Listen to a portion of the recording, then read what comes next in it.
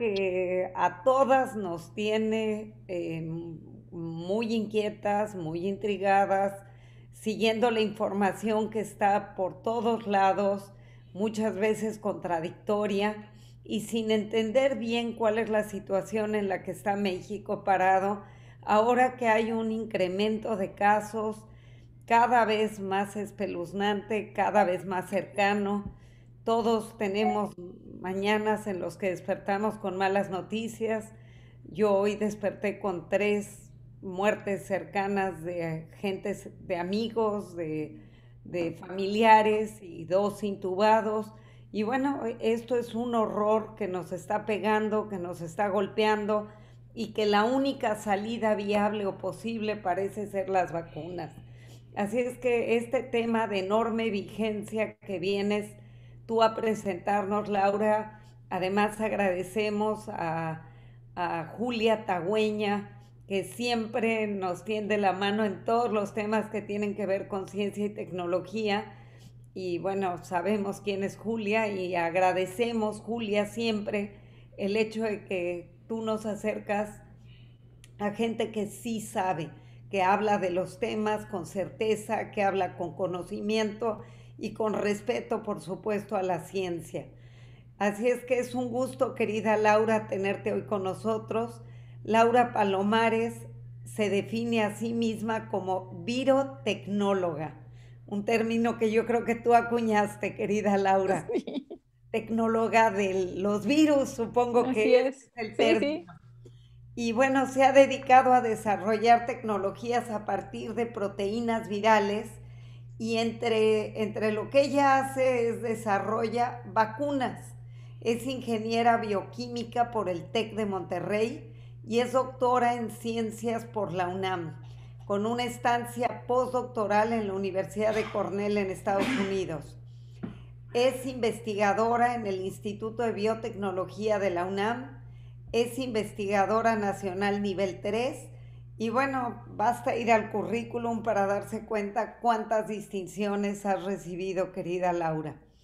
Entre otras, el Premio Universidad Nacional 2018 en Ingeniería y Tecnología, el Premio Interciencia for Life Sciences, 2 veces el Premio Canifarma Veterinaria, el Premio de Investigación de la Academia Mexicana de Ciencias, la distinción Universidad Nacional para Jóvenes Académicos, 4 veces el Premio al Mérito Estatal de Investigación del Estado de Morelos, el Premio Weizmann y la medalla Alfonso Caso.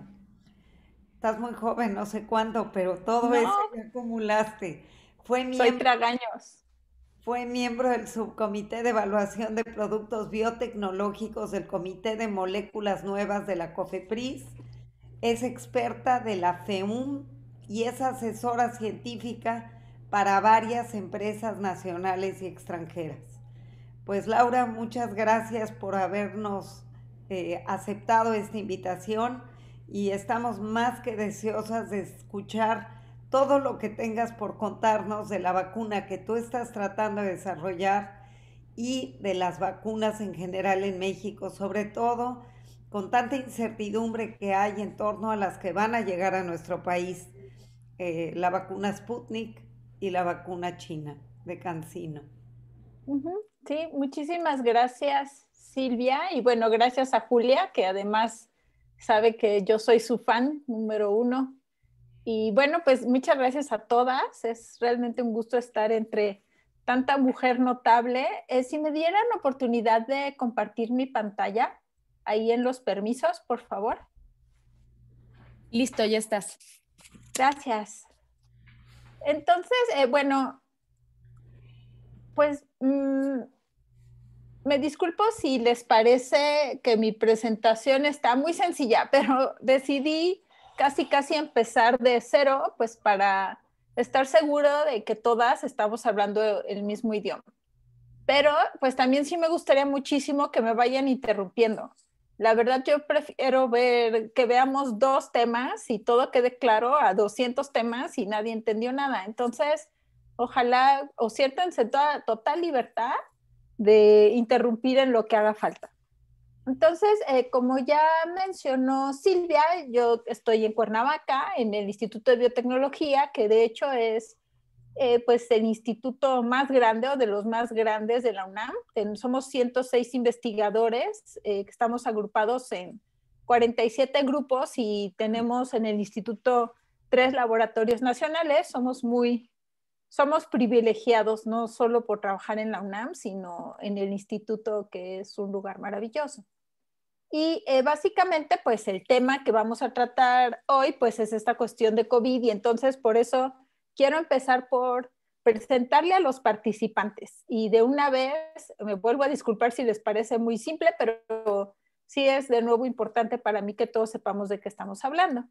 Entonces, pues recordar que todos estamos formados de células y estas células pues están básicamente formadas por proteínas, ¿no? Y piensen que las proteínas son como los obreros y los que constituyen toda la célula. Las proteínas hacen todo en nuestras células, las permiten duplicarse, les permiten crecer, incluso moverse en algunos casos, generar energía, ¿no? O utilizarla también. Y esas proteínas pues vienen de primero el DNA, que sabemos que es este material genético que está en el núcleo y que está ensamblado o ahí dentro en forma de cromosomas, como ven estas X aquí, que ese DNA, perdón, se transcribe en RNA, que es, digamos, una plantilla que resulta en la producción de estas proteínas, ¿no? Y hemos oído que esta es como la instrucción para crear, por ejemplo, pues cualquier ser vivo. Pero tenemos otros componentes que son importantes, como los carbohidratos y los lípidos. Y básicamente los carbohidratos decoran las proteínas y les dan instrucciones para hacer cosas particulares que todavía no acabamos de entender. Por ejemplo, sabemos que el perfil de carbohidrato de un bebé es diferente que el de un adulto, pero eso todavía no entendemos qué quiere decir. En algunos casos sí sabemos, pero es una manera que tienen, por ejemplo, los virus de protegerse. Y también tenemos los lípidos, que para el tema que vamos a tratar hoy, lo más importante, pues es que forman la membrana, que es toda esta cubierta. Piensen en que los lípidos forman como una bolsita y adentro de esa bolsita pues están todos estos componentes dentro de la célula, ¿no? Y los lípidos, junto con los carbohidratos y las proteínas, forman glicoconjugados o lipoconjugados, que son moléculas multifuncionales que incluyen a estos 3 componentes. De ahí, pues nos pasamos al siguiente protagonista de esta historia, ¿no? Que son los virus, en particular el coronavirus. Esta es una fotografía de microscopía electrónica que fue obviamente coloreada de manera artificial, en donde ustedes pueden ver al coronavirus famoso, ¿no? Y la razón por la que se llama coronavirus, pues es porque ven que es el virus, pero tiene esta decoración que se ve como peludito. Y esto es básicamente pues lo que le iniciaron a llamar la corona, ¿no? Y de ahí coronavirus.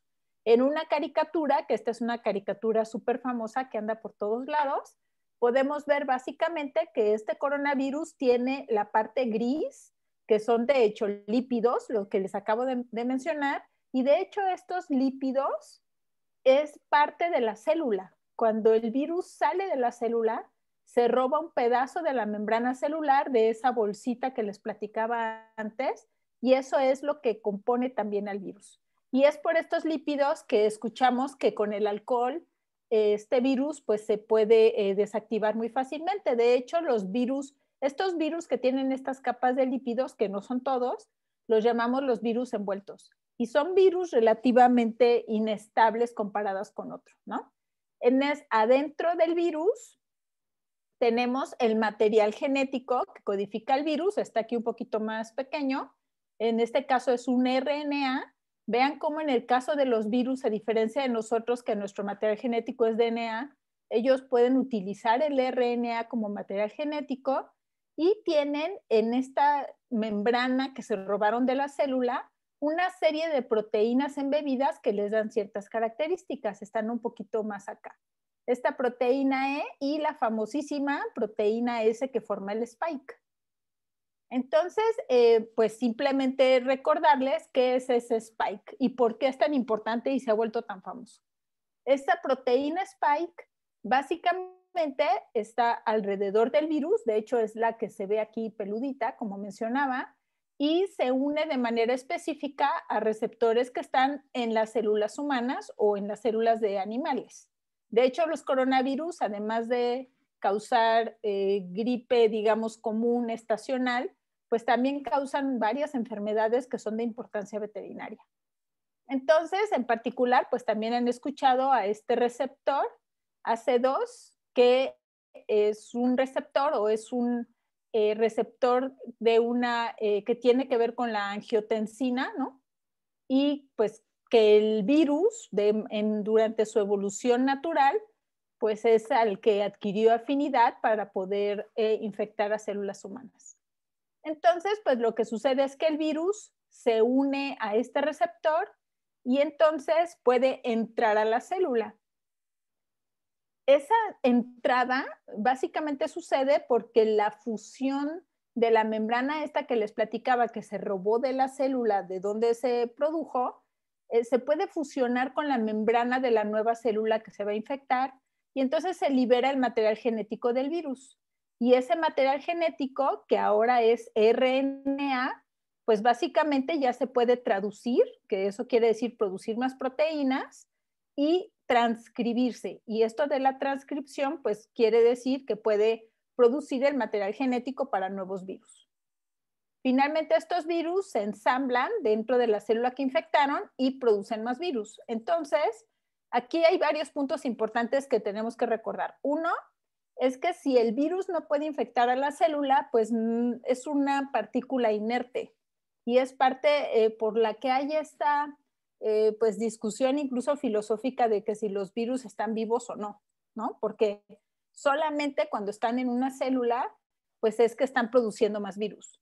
Otra cuestión importante a recordar aquí es que el virus toma control de la célula. De hecho, tiene proteínas que hace que pues la célula, en lugar de hacer sus funciones normales de célula, ahora se vuelva una productora de virus, ¿no? Entonces, pues piensen ustedes como que la secuestra y entonces pues la hace una fábrica de virus. ¿Qué es lo que pasa con eso? Pues suceden dos cosas. Primero, pues esa célula que ya no está haciendo las proteínas de células, sino se volvió fábrica de virus, pues no está haciendo sus funciones y eventualmente va a morir, porque también la propia célula tiene maneras de defenderse. Eso obviamente nos causa un daño, ¿no? Por ejemplo, en los virus que nos causen diarrea, pues lo que pasa es que se mueren las células de nuestro intestino, ya no pueden absorber los nutrientes y por eso pues nos da la diarrea. ¿Qué es lo que pasa aquí? Bueno, pues mueren células que están en nuestro tracto respiratorio, en particular en los pulmones. Esa, digamos, es la fase 1 de la COVID. Pero en la fase 2, lo que sucede es que nuestro sistema inmune se quiere defender de los virus y al defenderse se despierta una respuesta inmune exacerbada, o sea, demasiado grande, que lo que hace es que además de intentar matar al virus, nos hace un gran daño a nosotros mismos.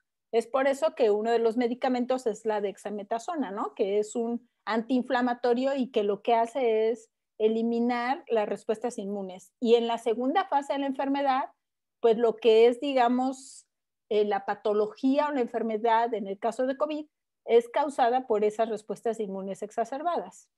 Entonces, otro punto también que es importante pensar, pues es que estas células que ya fueron infectadas, pues como ya mencioné, van a ser destruidas, pero también van a ser destruidas por el sistema inmune. Y ahorita vamos a ver eso cómo sucede, ¿no? Otra cosa que también me gustaría que tengan como mensaje es cuál es el objetivo del virus. Obviamente los virus no están vivos y no son como nosotros que tenemos un objetivo de hacer X o Y cosas. ¿Cuál es el objetivo al final? Mantener o replicar su material genético, o sea, él mismo. El virus siempre va a buscar, no es que lo busque, sino simplemente por evolución, lo que va a predominar es aquello que le da ventajas al virus para producir más virus. Esta es la razón por la cual han estado apareciendo todos estos cambios y mutaciones que hemos estado escuchando.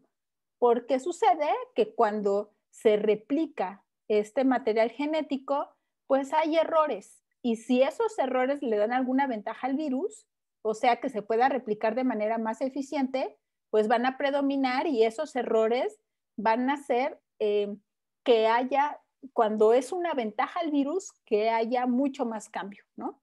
Otra cosa que sabemos es que en general los virus no te quieren matar, porque si tú ya estás en el hospital o te mueres, pues ya no estás distribuyendo más virus por otros lados, ¿no? Entonces, lo que sucede en la mayoría de las veces con estas enfermedades es que estas mutantes que aparecen, las famosas variantes que hemos estado escuchando, de hecho son menos peligrosas o menos virulentas, pero se transmiten de forma mucho más eficiente. Eso es lo que hemos visto en el pasado. Lo que hasta el momento lo que está pasando con estas nuevas variantes, pues todavía no tenemos información suficiente para poder decir si son más o menos virulentas. Lo que sí se ha visto, y es lo lógico, es que sean más infecciosas. Ahora, nuestro tercer actor en esta obra, pues es el sistema inmune, ¿no? ¿Qué es lo que sucede? Pues cuando nosotros nos infectamos con alguno de estos virus. Y tenemos dos posibles tipos de respuesta, lo que es la respuesta humoral o la respuesta celular, ¿no? Entonces, aquí en este diagrama nos ponen un cuerpo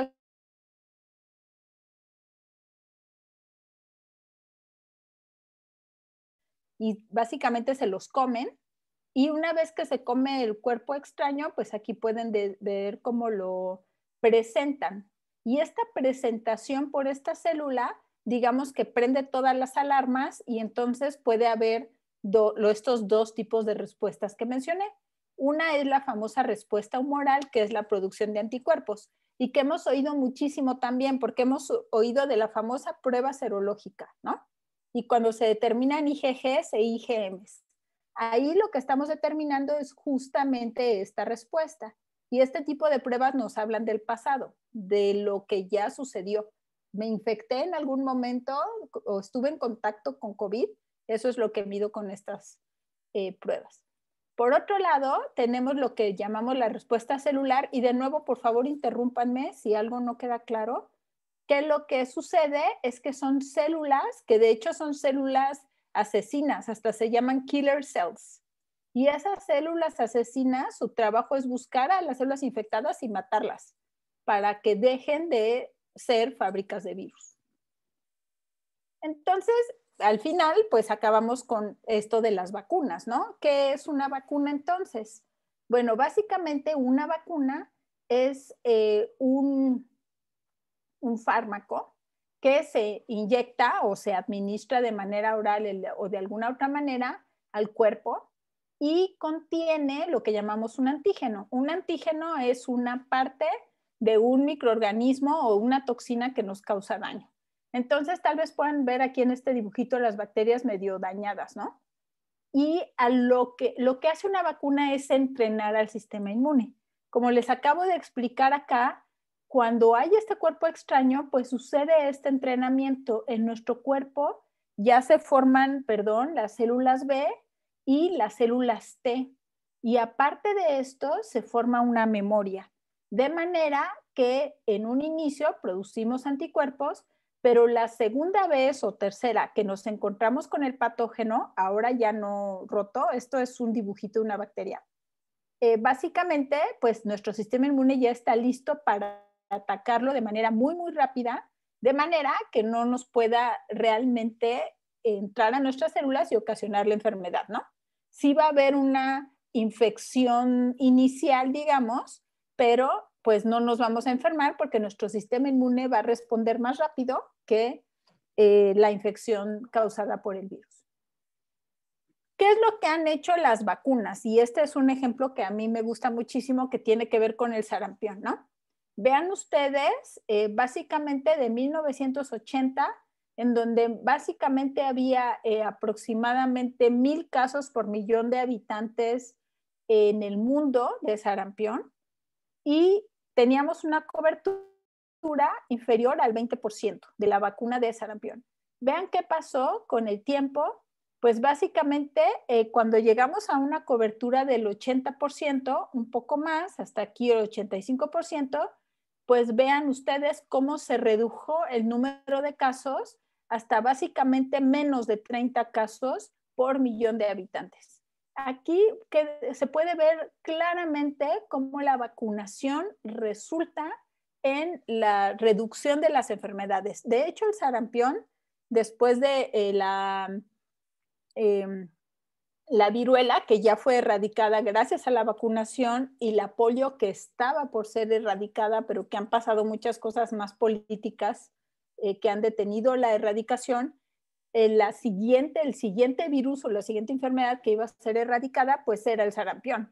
Pero ¿qué ha pasado? Pues que todo este movimiento anti-vaxxer ha afectado la erradicación del virus de sarampión. Y ahorita les explico por qué. ¿Por qué es entonces importante esto de la vacunación? Pues por la famosa inmunidad de comunidad o de rebaño, ¿no? Que también es algo que estamos escuchando todo el tiempo. En este dibujo, aquí nos muestran en azul clarito la gente, alguien sano, pero que no tiene anticuerpos. En azul más fuerte está sano, pero sí tiene anticuerpos. Y en rojo alguien que está enfermo y está contagioso. Entonces vean lo que pasa en esta comunidad. Si solamente algunos tienen anticuerpos, como aquí estos 3, pues 2 personas que entren enfermas, pues básicamente van a poderlos contagiar a todos, pues porque básicamente el virus tiene carta blanca para pues poder infectar a todos los que están en esta comunidad. Vean cómo algunos que sus contactos cercanos sí tenían anticuerpos, pues están un poco más protegidos. Pero ¿qué pasa si la mayoría de la población tiene anticuerpos? Pues aunque haya esas 2 personas en el grupo, básicamente el resto de la comunidad funciona como un escudo para alguna de las personas que no tienen anticuerpos. Y esto es muy importante porque hay varios de nosotros que no nos podemos vacunar por muchas razones. Por ejemplo, bebés recién nacidos que todavía no están listos para recibir la vacunación. Varios de ellos han muerto por enfermedades prevenibles de vacunación porque alguien alrededor de ellos que era anti-vaxxer decidió no vacunarse, por ejemplo, ¿no? O a lo mejor alguien que está inmunodeprimido o tiene cáncer. Es por esto que esta inmunidad de la comunidad es muy importante. ¿Y cómo sabemos o de dónde sale este valor que hemos estado escuchando de cuántos tenemos que estar vacunados para que exista esta inmunidad de comunidad? Bueno, eso básicamente es un cálculo que hacen los epidemiólogos que está basado en este número que se llama el número básico de reproducción del virus. Y este número lo que quiere decir es una persona infectada, ¿cuántas personas va a infectar? Entonces, vean el sarampión. Una persona infectada de sarampión puede básicamente infectar entre 12 a 18 personas. Y eso es muy alto. Para nosotros poder estar protegidos contra el sarampión, entre el 92 y el 95% de las personas de la población tienen que tener anticuerpos. Esta es la razón por la cual esta enfermedad es muy susceptible a estos movimientos antivacunas y por eso tenemos inmediatamente brotes.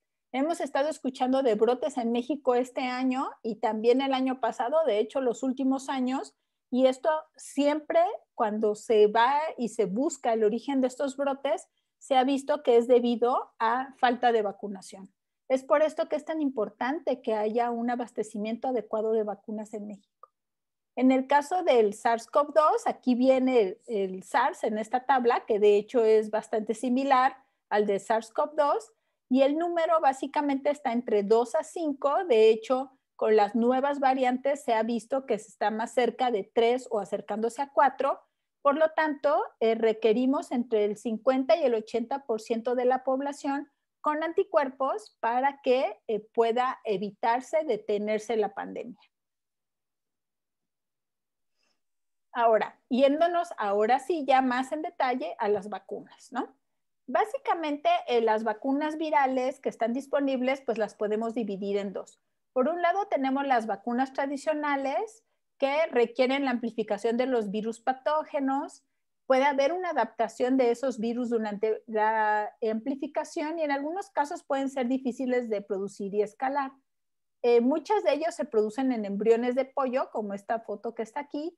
Y un ejemplo en el caso de COVID es la famosa vacuna de Sinovac, que tal vez recuerden que estuvo de fama la semana pasada o antepasada, porque salieron algunos resultados de Brasil y en Brasil fue aprobada y es en Brasil en donde se está utilizando preferentemente esta vacuna. Por otro lado, tenemos todas las demás vacunas, que son las vacunas recombinantes que están basadas en la biotecnología moderna, que pueden generarse muy rápidamente. Esa es la razón por la cual hemos podido generar vacunas tan rápido. Pueden producirse con plataformas. También esto es lo que ha permitido sin duda la velocidad en la generación de vacunas, porque ya existía toda la infraestructura para producirlas. Y funcionan un poco, le llamamos tecnologías tipo plug and play. Imagínense ustedes, pues ya no se usan, pero ni modo, que ustedes tenían su reproductor de CDs antes, pues tú simplemente lo abrías y le ponías la música, tu favor, ranchera, y mañana clásica, ¿no? Entonces, son tecnologías similares, en donde tú nada más cambias como el CD y de esa manera puedes ya obtener una nueva vacuna. Algo que es muy importante es que no tienes que tener el agente patógeno. De hecho, en mi laboratorio, cuando salieron las secuencias públicas, tomamos esas secuencias, mandamos sintetizar este DNA que les platiqué y entonces pues ya podemos avanzar.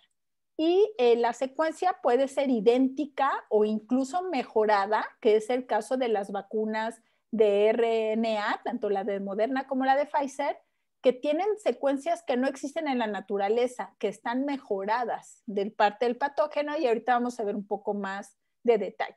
Entonces, ¿de qué estamos hablando? Pues normalmente tenemos un vehículo. Aquí yo dibujé un plásmido, pero este vehículo puede ser un adenovirus, han estado oyendo mucho de adenovirus, o puede ser una nanopartícula, como en el caso de los RNA mensajeros, pero son vehículos que lo que hacen es acarrear el gen que a uno le interese a la célula productora, y esa célula productora va a producir una proteína.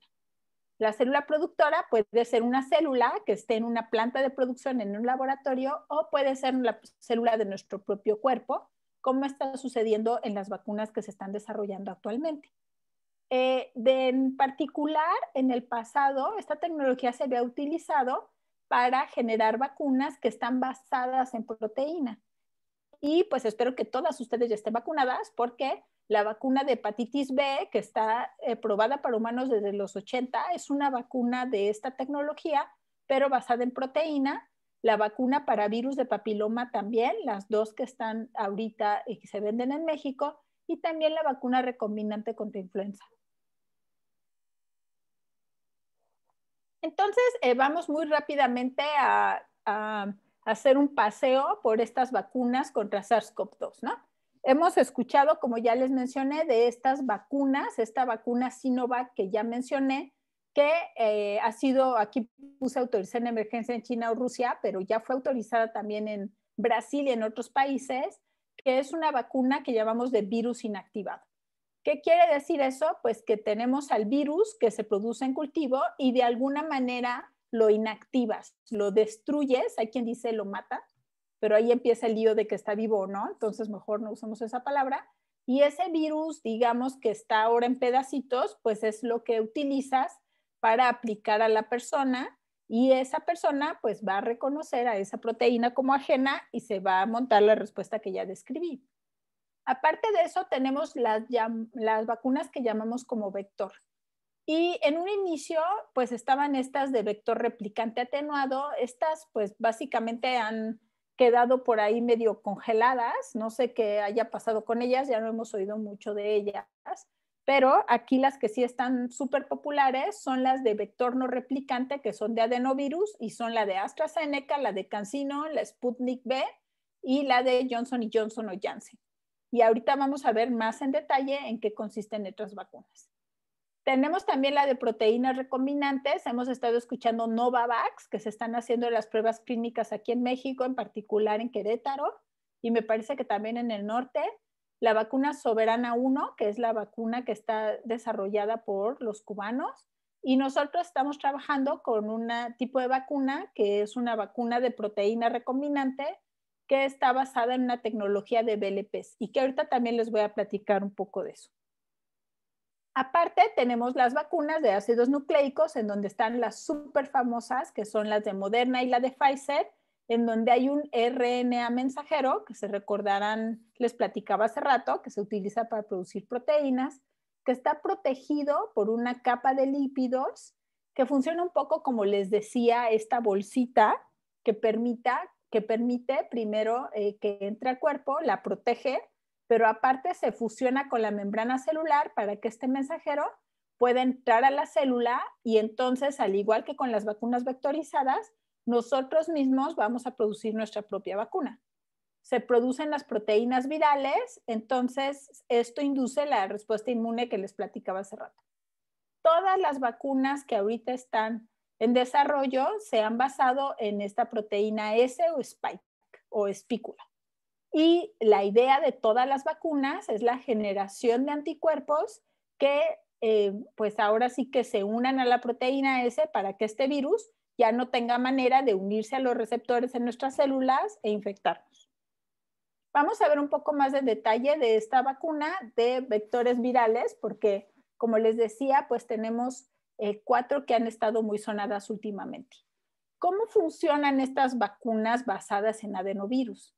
Básicamente, pues al adenovirus lo vamos a utilizar, yo digo que como una nave espacial, ¿no? Y el pasajero en esa nave, pues va a ser el gen que codifica para la proteína SARS-CoV-2. Entonces, como les acabo de mencionar hace un momento, en el caso de las de RNA mensajero, pues la nave, por llamarle así, es esta partícula de lípidos, ¿no? En el caso de estas vacunas, la nave es otro virus. Y entonces lo que se hace es aprovechar las estrategias que este otro virus, que se llama adenovirus y que causa conjuntivitis o gripe o algunas otras enfermedades leves, ha evolucionado por miles de años para entrar a nuestras células. Entonces, ¿qué es lo que sucede? Pues tenemos el adenovirus que entonces se une y entra a la célula vacunada. Entonces, básicamente, este adenovirus se desensambla un poco, entrega el material genético al núcleo de la célula, porque aquí estamos hablando de DNA. Este DNA se va a transcribir en RNA mensajero y después ese mensajero pues va a producir la proteína de la manera similar que las vacunas de RNA mensajero, ¿no? Y entonces tenemos a este spike y el spike pues va a ir a la membrana de la célula, ¿no? Por un lado, y aparte se va a presentar en la superficie de la célula. Entonces, las células del sistema inmune se van a dar cuenta que ahí hay una proteína que no es humana, entonces van a ir ahí, estas células asesinas que les mencionaba, van a reconocer esas proteínas como ajenas, la misma célula pues va a morir y entonces lo que va a suceder es que pues esta célula ayudadora va a despertar lo que es todo nuestro sistema inmune, ¿no? Primero la producción de anticuerpos, que como les dije van a bloquear al virus, pero también las respuestas celulares que mencioné, en donde pues estas células van a ir y van a matar a las células infectadas. De esta manera el cuerpo contiene la infección antes de que nos enfermemos. Aquí hay un punto muy importante. Siempre dicen, es que si yo me vacuné, entonces ya no puedo contagiar. Hasta el momento no lo sabemos. Lo más probable es que no. Tú no te enfermas, pero eso no quiere decir que el virus no llegue a tus células y no se replique un poquito, ¿no? No suficiente para causarte la enfermedad, pero sí suficiente para que tú lo pudieras transmitir a otra persona. Es por esto que se sigue recomendando que se siga utilizando el cubrebocas aún después de que estemos vacunados. Ahora, pues básicamente, como sabemos, y esto les recomiendo mucho en el New York Times, lo están actualizando casi todos los días, existen pues todas estas vacunas que están en desarrollo. 4 de estas vacunas ya han sido abandonadas, una australiana que se abandonó porque había una reacción cruzada por una proteína que ellos escogieron incluir en su vacuna con pacientes infectados por el HIV y entonces la abandonaron, más 2 de Merck que también decidieron abandonarla después de pobres resultados de la fase 1. 2 que han sido aprobadas para uso, digamos, ya para uso en general, que son las de Pfizer básicamente, y otras que están en diferentes fases de investigación, ¿no?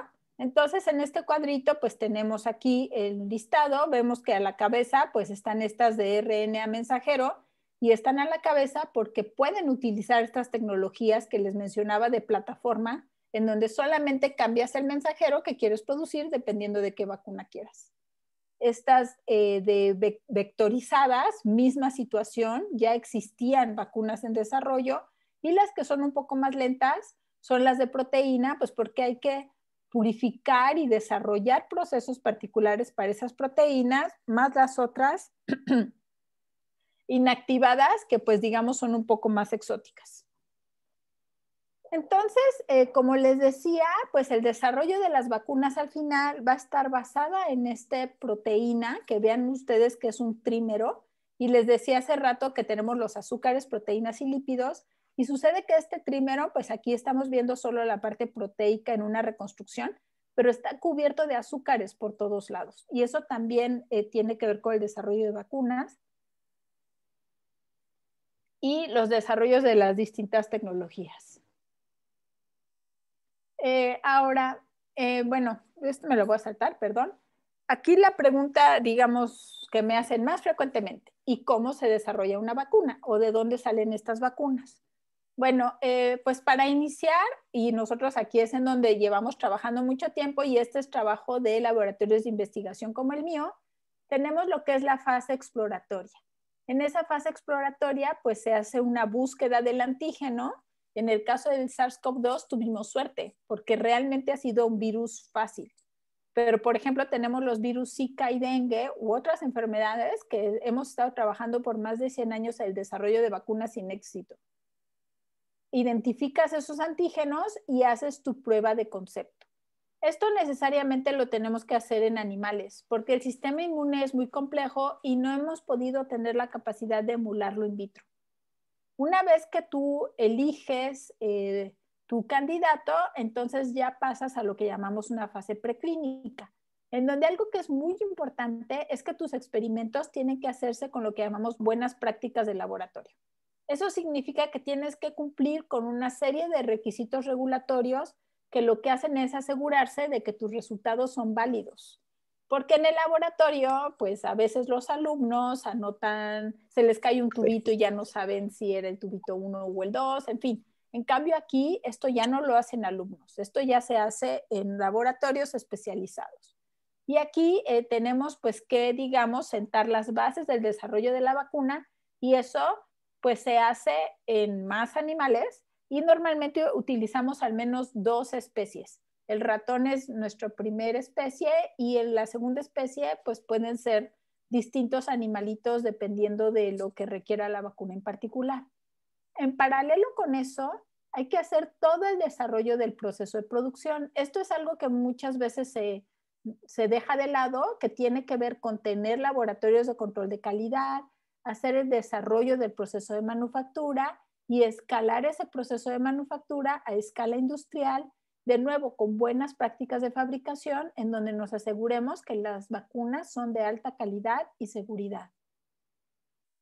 Esto que normalmente se hace en serie, ahora se ha hecho en paralelo, tiene que necesariamente evaluarse en lo que son las fases clínicas. En la fase 1 tenemos decenas de voluntarios, y aquí la pregunta que tenemos que responder es, ¿esta vacuna es segura? Eso es lo más importante.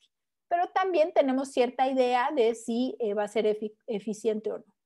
Después, en la fase 2 tenemos centenas de voluntarios, y aquí ya queremos saber cuáles son básicamente la dosis adecuada, si las personas están presentando una respuesta inmune, o sea, producción de anticuerpos particular, o la inmunidad celular que mencioné, y si todo sale bien, pues ya pasamos a la fase 3, en donde tenemos miles de voluntarios en el caso de vacunas. Para otros medicamentos que no se aplican en personas sanas, normalmente son centenas, pero para vacunas son miles de voluntarios, en donde lo que nos preguntamos aquí es si la vacuna sí protege o sí previene la enfermedad, ¿no? Aquí es en donde vemos cuántos se enfermaron y cuántos no. Y obviamente durante todo el tiempo hay que responder si la vacuna es segura y saber cuáles son los efectos secundarios más comunes.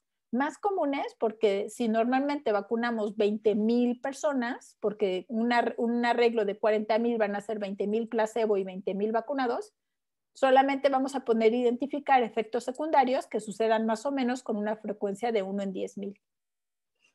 Una vez que todo esto está completo, lo que se hace es que se entrega la información a la entidad regulatoria correspondiente. En México es la COFEPRIS. Y esa entidad regulatoria hace un balance entre riesgo y beneficio. Ninguna intervención de la salud tiene cero riesgos. Todas las intervenciones conllevan un riesgo, por eso es que el balance tiene que evaluarse antes de aprobar una vacuna. Y obviamente en el caso de una vacuna, el beneficio tiene que ser mucho mayor que el riesgo. En general, en los países se da, aquí te da autorización, pero lo normal es que se aprueben las vacunas y se les sigue dando seguimiento y solamente es una aprobación por poco tiempo para ver que todo está bien y a nadie le ha pasado nada. Se tiene que hacer un monitoreo de la seguridad y eficacia y listo. ¿Qué es lo que ha pasado con estas vacunas contra COVID-19? Pues que no se han aprobado para su comercialización, sino solamente se han autorizado para su uso en una emergencia. Esto quiere decir que no se pueden comprar. Uno no puede ir y comprarlas. Algo que es importante también es reconocer que estas vacunas siguen siendo de investigación, no son para su uso en general, ¿no? Entonces, estas son cuestiones que se tienen que tomar en cuenta. Por eso ningún privado puede ir y comprarla a Pfizer, porque en México no se permite su comercialización porque no tiene aprobación, no tiene el registro, que es como lo llamamos en México. Ay, tengo algo en el chat. Ah, perdón. Claudia, si se generaron anticuerpos en las pruebas serológicas, la inmunidad en las células T. Para saber la inmunidad en células T, lo que hacemos básicamente es aislar la sangre. En la sangre están tanto los linfocitos que producen los anticuerpos, que son los B, como los T, que son la respuesta celular. Entonces esos tú los aíslas en el laboratorio y los estimulas con tu antígeno y los cuantificas. Y lo que ves es básicamente que produzcan interleucinas, que son una serie de proteínas que regulan el sistema inmune. Entonces, es más complicado. Eso no lo podemos hacer con un kit rápido o ni en un laboratorio normal. Eso solo lo haces durante las fases de investigación. Ok, entonces nosotros no podemos, no, perdón que te interrumpa, Laura. No, gracias por interrumpirme. Así como te miden, si ya tienes anticuerpos, no te pueden medir si generaste inmunidad por las células T. Eso no es factible, pues. O sea, podrías, pero pues difícil. Mira, una de las personas de mi laboratorio le dio COVID y entonces ella fue y sacó su sangre y ella misma lo hizo, pero porque nosotros estamos en un laboratorio, ¿no? Claro. Pero eso no lo harías, no es algo de rutina. Se hace durante las pruebas clínicas, ¿no? Porque sí quieres darle seguimiento y eso no lo haces en una fase 3. Eso normalmente lo haces en una fase 1 o 2 porque también es muy caro hacerlo, ¿no? Okay. Entonces, en general, eso no puedes comprar un kit, ¿no? Como son las otras cuestiones. Y perdón, algo que es muy importante que se me ha olvidado decir, Claudia, gracias por interrumpirme. Me hacen feliz si me interrumpe porque quiere decir que están ahí. Pero es que algo que es muy importante es que la memoria está dada por estas respuestas celulares. Y cuando hay una vacuna le estamos apostando a la memoria a la memoria de nuestro sistema inmune, ¿no? Porque no te vas a enfermar al día siguiente que te vacunaron. Bueno, es muy pronto, pero lo que tú quieres es que permanezca la memoria para que aunque te enfrentes con el organismo 20 años después, ojalá, no te enfermes, ¿no? Entonces, básicamente, pues este sería, digamos, el proceso de desarrollo de la vacuna, ¿no? Ahora, ¿qué es lo que ha pasado? Laura, Adelante. Sí.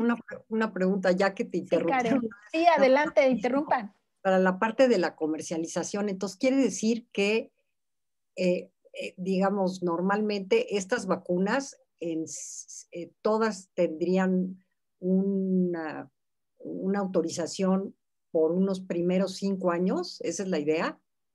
Mira, cualquier vacuna que entra al mercado, se le da la licencia, le llamamos en México, o el registro por 5 años, simplemente para observar qué es lo que está pasando. Es muy importante recordar que las vacunas se aplican a personas sanas y muchas de ellas son niños. Entonces, tú tienes que estar muy alerta. No es lo mismo un medicamento contra cáncer que la persona de todas maneras se va a morir, o sea, se oye muy mala onda, pero contra una vacuna que estás aplicando a alguien sano. Entonces, esto es una precaución. Ahora, en el caso particular de COVID, pues ahorita como no están, todavía no tienen el registro, la autorización para comercialización, sí se les tiene que dar seguimiento más cercano.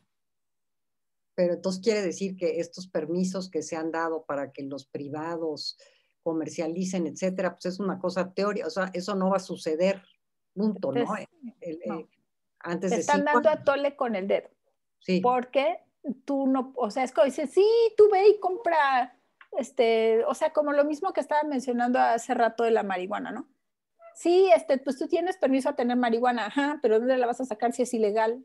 O sea, ese es el problema, aunque tú no la puedes comprar, no te la pueden vender. ¿Y estos 5 años son solo en México o hay No, un estándar internacional? es un estándar internacional, lo mismo hace la FDA y otras entidades regulatorias. Nosotros, usuarios pacientes, de eso ni nos enteramos, ¿no?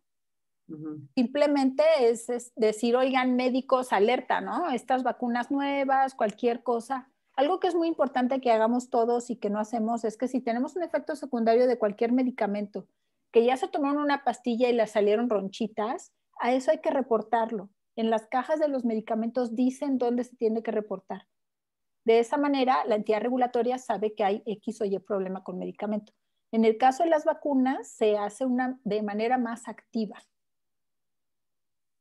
O sea, tú buscas los efectos secundarios, no esperas a que alguien te hable y te diga, oye, fíjate que me pasó tal o X, ¿no? Se hace un poquito diferente, pero nosotros usuarios no nos damos cuenta. Dulce, hay adenovirus que producen catarro, gripa. Ah, está perfecto, está extraordinaria tu pregunta, Dulce. Si me permites, ahorita te voy a responder con una gráfica que seguro ya viste que me robé de estos de Sputnik B. Ahorita vamos ahí. Entonces, ¿qué fue lo que pasó? Y esto es algo que causa mucha inquietud. Normalmente las vacunas tardan 15 años en desarrollarse y parte del problema es que es carísimo.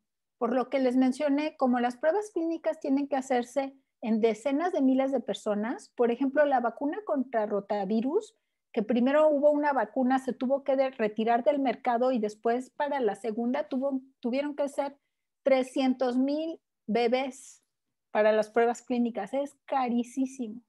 Entonces, el desarrollo tradicional es que nos tardamos años en el laboratorio, después la parte preclínica tarda de 2 a 4 años, se somete a la entidad regulatoria un permiso para hacer las pruebas clínicas, te tardas de 5 a 7 años en pruebas clínicas, sometes la información a la entidad regulatoria, ella se tarda de 1 a 2 años, y entonces en todo esto pues ya te fueron 15.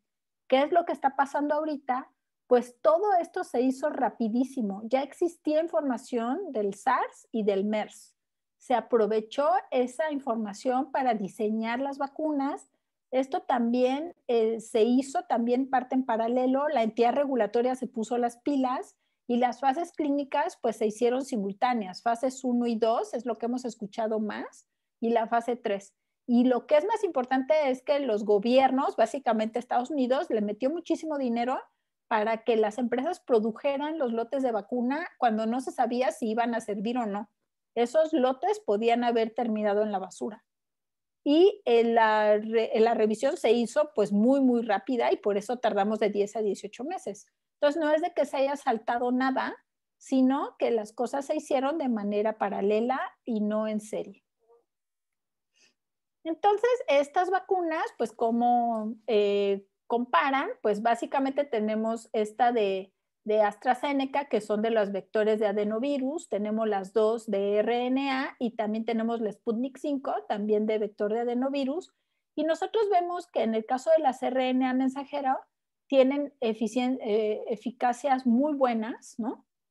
La de AstraZeneca pues sigue con, o sea, la información que obtuvimos es un poco extraña, ¿no? De todas maneras, así se le ha dado el registro en el Reino Unido con un cambio de dosis o del espaciamiento de las dosis, y esto tiene que ver justo lo que estaba preguntando Dulce, que tiene que ver con la inmunidad contra el vector, y esa es la razón por la cual esta vacuna está basada en un adenovirus de chimpancé y no en un adenovirus humano. Básicamente, pues hemos escuchado que esta de Pfizer pues está en menos 70 grados, la de Moderna menos 20, mientras que Oxford, ellos pues están en un refrigerador como el de nuestra casa. Y Oxford, al ser una universidad, ellos dijeron, nosotros no queremos ganar cero dinero, cero utilidades, todo se va a hacer al costo mientras que exista la pandemia, ¿no? Y también la famosa Sputnik 5, que como mencionaban antes, pues se publicaron hoy los resultados preliminares de la fase 3. Y básicamente pues les voy a mostrar el ejemplo de lo del RNA mensajero porque es algo muy similar. La que ya mencioné, Sinovac de virus inactivados, que es más o menos está al 51%, y la de CanSino, que está en la vector viral de adenovirus 5, y aquí pues tiene que ver mucho lo que está preguntando Dulce y que ahorita vamos a ver. Y que en esta pues no sabemos nada, porque no hay publicación y eso pues realmente sí nos tiene preocupados. En esta de Sputnik V, bueno, ya vimos hoy la publicación en Lancet, en donde pues se compara o se comprueba pues lo que estaba ya reportado en el sitio web de ellos, que era una eficacia del 92%. Este es básicamente un listado de las que se han pensado o se han dicho que son para México, ¿no? Y aquí estas que ya mencioné, simplemente mencionarles que además tenemos este mecanismo COVAX, en donde básicamente COVAX, que está liderado por Gavi y por CEPI, que son entidades no gubernamentales que se han dedicado a la compra y apoyo para la fabricación de vacunas, han comprado vacunas de muchos grupos, la de AstraZeneca, esta de Sanofi, de Novavax, etcétera.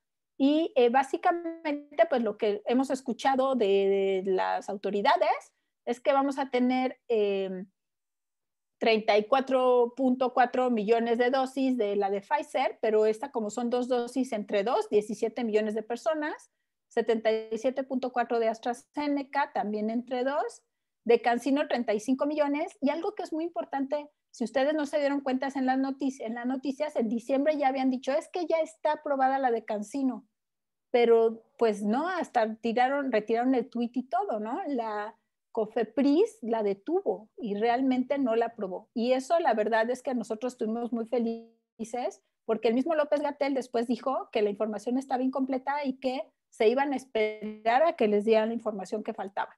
Eso significa pues que sí están haciendo su trabajo y no es de que dude, pero es que todo es muy oscuro.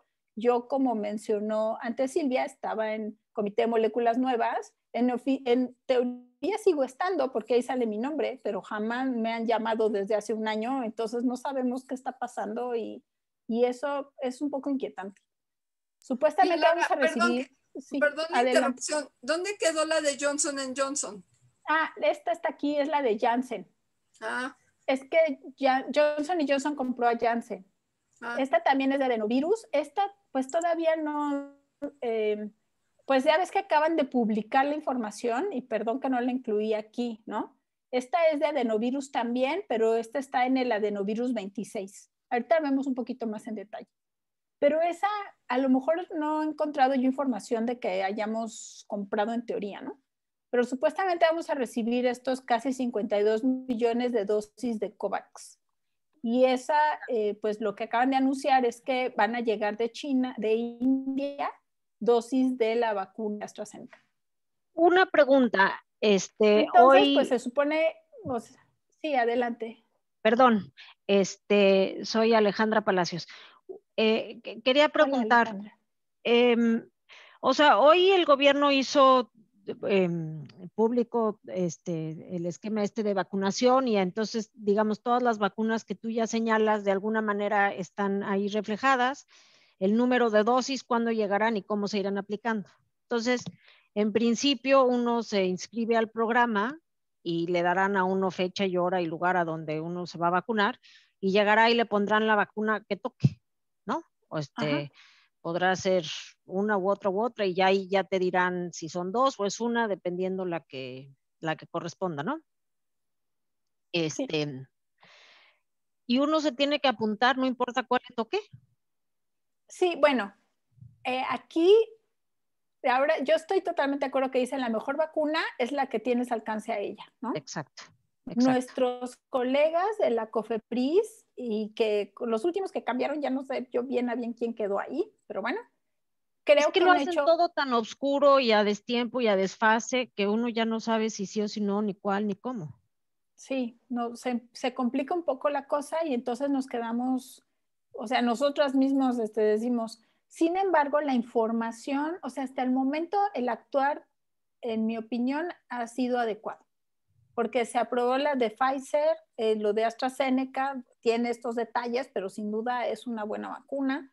No se le dio la autorización de emergencia a CanSino, eso para mí es extraordinario. Y también la semana pasada que yo estoy trabajando feliz, se me echan todos encima, que ya aprobar, que ya le dio una autorización al Sputnik. Digo, oigan, ¿de dónde sacan? ¿Qué dijo la jornada? Digo, no, pues que no, es que se cuelan cosas, pero la realidad es que sí están tomando cierta, o sea, el actuar aparentemente está bien. Entonces yo les diría que si les toca, se vacunen con la vacuna que sea. Ok. O sea, ninguna ha mostrado ningún problema de seguridad. La preocupación que tenemos en todo caso sería una menor eficacia, ¿no? Okay. Y de Pero todas maneras... cualquiera es mejor a nada. O sea, exactamente. en términos de eficacia es mejor tener una menos eficaz que no tener nada, idealmente que te pongan la más eficaz. Sí, idealmente sí. Sin embargo, a mí me parece que las vacunas que están ahorita, excepto la de CanSino, en donde sí no tenemos nada de información y sí es preocupante, yo estoy tranquila, ¿no? Ya hoy Oye, con Laura, lo que salió de Sputnik, estoy tranquila. Oye, Laura, cuando hablas de eficacia tiene que ver no solamente en términos si te puede dar, ¿no? O sea, si habiendo sido vacunada te puede dar, o si habiendo sido vacunada puedes atenuar los, digamos, qué tan fuerte te da. Hay dos, cuando tú haces una prueba clínica, tú fijas lo que se llama el endpoint, perdón el anglicismo. Eso quiere decir que cómo vas a medir tu vacuna. La mayoría de las vacunas, su primer endpoint quiere decir que te enfermaste o no te enfermaste de COVID. Y el segundo endpoint es si acabaste hospitalizado o no. Estas vacunas que están con 90%, que quiere decir el 90% de las personas vacunadas no les dio COVID, tienen 100% de eficacia para hospitalización. Eso quiere decir que nadie vacunado se fue al hospital. Ok. Obviamente, conforme más personas se vacunen, pues no vamos a seguir al 100%. O sea, el 100% lo podemos obtener cuando no tenemos suficientes casos, ¿no? Porque siempre va a haber una distribución. Pero no es el mismo caso de AstraZeneca, que tiene un porcentaje menor. El AstraZeneca tiene un porcentaje menor de eficacia, aún así sigue teniendo un buen porcentaje para evitar hospitalización. Ok, o sea, por eso es que dices que no importa cuál sea, mejor nos vacunemos. O sea, sí. si nos llevamos el 60%, es que tengo todavía tengo un 40% de posibilidad de que me pueda dar, pero no me voy a ir al hospital. Exactamente, exacto. Si nosotros vemos la eficacia de la vacuna de influenza, está para llorar, ¿eh? Pero la ventaja es que evita que te vayas al hospital. Entonces, ay, perdón. Sí, adelante, Julia. Te iba a preguntar una cosa de CanSino, porque CanSino hay un análisis de la tercera fase que lleva nutrición de CanSino. Yo inclusive lo sé porque una pariente mía está en las pruebas. Ella de hecho vive en Cancún y en Cancún a mucha gente la involucraron en esta prueba de CanSino, desde luego diciéndoles que era la tercera fase y que están simplemente colaborando con la tercera fase. Entonces, bueno, uno esperaría, si lo lleva a nutrición, que terminarán dando un dato o un resultado confiable. Todavía no lo tenemos, pero digamos que estás de acuerdo con que ahí podría, aparte del problema que te preguntaba Dulce del adenovirus, que eso es un tema que nos explicarás en un momento. Y otra cosa que te quería preguntar es lo de la edad. Porque, por ejemplo, están diciendo que AstraZeneca para gente arriba de 60 años no se recomienda. En fin, hay también limitantes, ¿no? En ese sentido. No es nada más la que te toque, puede ser puede haber condiciones, bueno, me imagino que se lo pondrán a la gente que está en el rango adecuado, ¿no? Pero ¿estás de acuerdo con que sí tienen sus pues, peculiaridades también en esos términos las vacunas, ¿no? Sí, eso es algo que sucede en general. Las personas mayores de 60 años, el sistema inmune envejece, entonces responde de manera menos eficiente. Por eso hay vacuna de influenza especial para mayores de 60 que tienen más antígeno, ¿no? Para poder despertar ese sistema inmune. Es la razón por la que tenemos herpes, ¿no? Zóster. Es lo mismo, porque el virus, cuando nuestro sistema inmune baja, pues el virus toma control y por eso todo eso es por un sistema inmune senescente. Los datos de AstraZeneca, sí, o sea, después de que esto dijeron los alemanes, finalmente la Unión Europea decidió autorizar su uso para todas las edades. Hay que recordar que inicialmente se había puesto un límite como del 50% para aprobar las vacunas, pero como las primeras salieron arriba del 90%, pues ya nos hicimos súper exigentes. Entonces, en el momento sí está indicada también para mayores de 60 años. Y también sí va a haber una ventaja en cuanto a reducir la probabilidad de hospitalización, ¿no? Ahora, mis papás, yo los voy a vacunar con la primer vacuna. Bueno, ellos se van a vacunar solitos, ¿verdad? Pero yo les voy a recomendar que la primer vacuna que tengan acceso, pues que se vacunen, ¿no? Pero, por ejemplo, el día de hoy vacunaron a mi abuela, que vive en Estados Unidos, con la de Moderna. Y la verdad yo sigo, ay, qué padre, pues porque ella más viejita, pues mejor esta vacuna que tiene una eficacia mayor, ¿no? Tenemos más acá en el chat. ¿Qué dice? Menos el tratamiento. Bueno, es que aquí sí me pones un poquito en apuros. Ahorita me regreso a responder las otras, porque de los tratamientos sé poco, pero creo que mucho lo que ha pasado con los tratamientos es que algunos de ellos no se han hecho, o sea, las pruebas primero se usan y después se hacen las pruebas clínicas. Y eso ha evitado que creo, ha desvirtuado un poco la cosa. Pero sí hay tratamientos muy buenos. Están los anticuerpos monoclonales, esos se han aprobado y son realmente muy buenos. Y algunos otros medicamentos, ¿no? Realmente se estuvo mucho más rápido el sistema inmune. Esto de que los doctores en el hospital también que terminaron intubados, eso me han dicho a mí también. La vacuna que les pusieron seguramente es la de Pfizer. Ahorita que les platique de la vacuna que estamos desarrollando, les voy a platicar un poco de por qué pudo haber sucedido eso, pero no lo creo. ¿Por qué si son buenos no los aprueba COFEPRIS? Por ejemplo, estos monoclonales, digo, chismes dicen que se lo pusieron a Slim en nutrición, que a lo mejor se lo pusieron al presidente y un par de personas más. Y entonces, ¿por qué no lo aceptan? No sabemos. Una de las razones por las cuales a veces la entidad regulatoria en México no decide aprobar los medicamentos y me van a decir que qué mala onda, es porque esos medicamentos son carísimos. Y si ya están aprobados para su uso, entonces tú como ciudadano puedes exigirlo.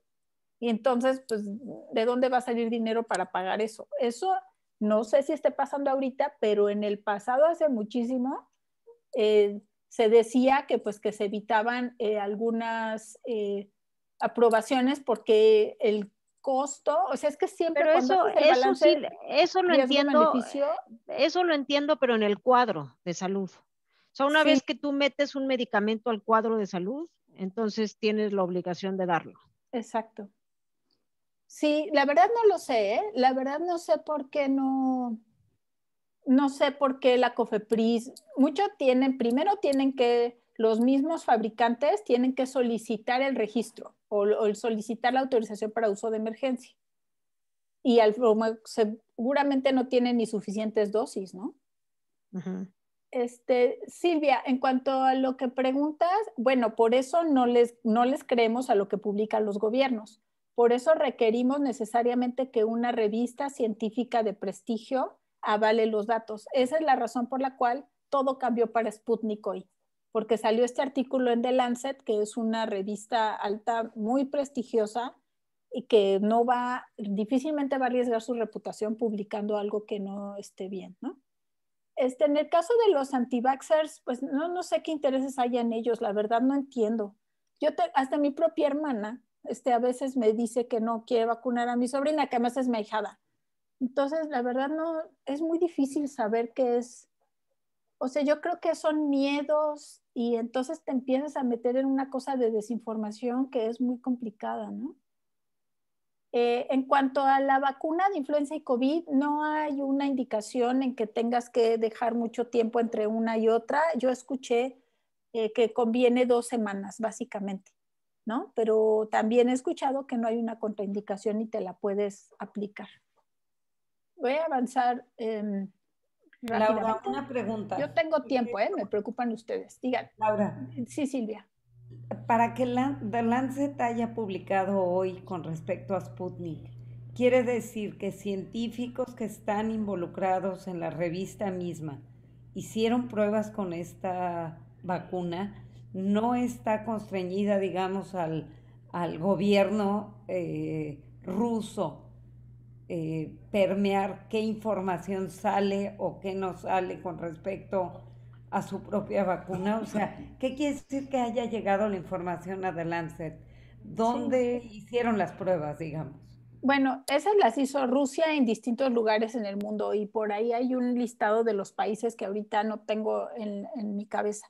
Pero lo que te llega a ti como revisor del artículo, y en estos casos te piden todo completo, o sea, desde la autorización de los protocolos clínicos, la parte ética, que tú le hayas dicho a la persona que le vas a poner una vacuna experimental, todo lo que han estado haciendo en nutrición y demás.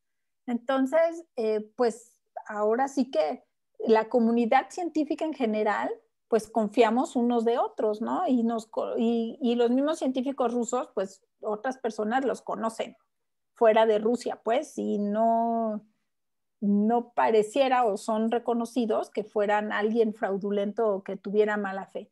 Ahora, es difícil también pensar que alguien va a querer empujar una vacuna que resultara en algún riesgo, porque si empiezan a pasar cosas y morir personas y hay afectación, pues obviamente eso no les conviene, ¿no? Y lo que sí es que las entidades regulatorias, en mi experiencia, sí tienen como objetivo el beneficio de la población.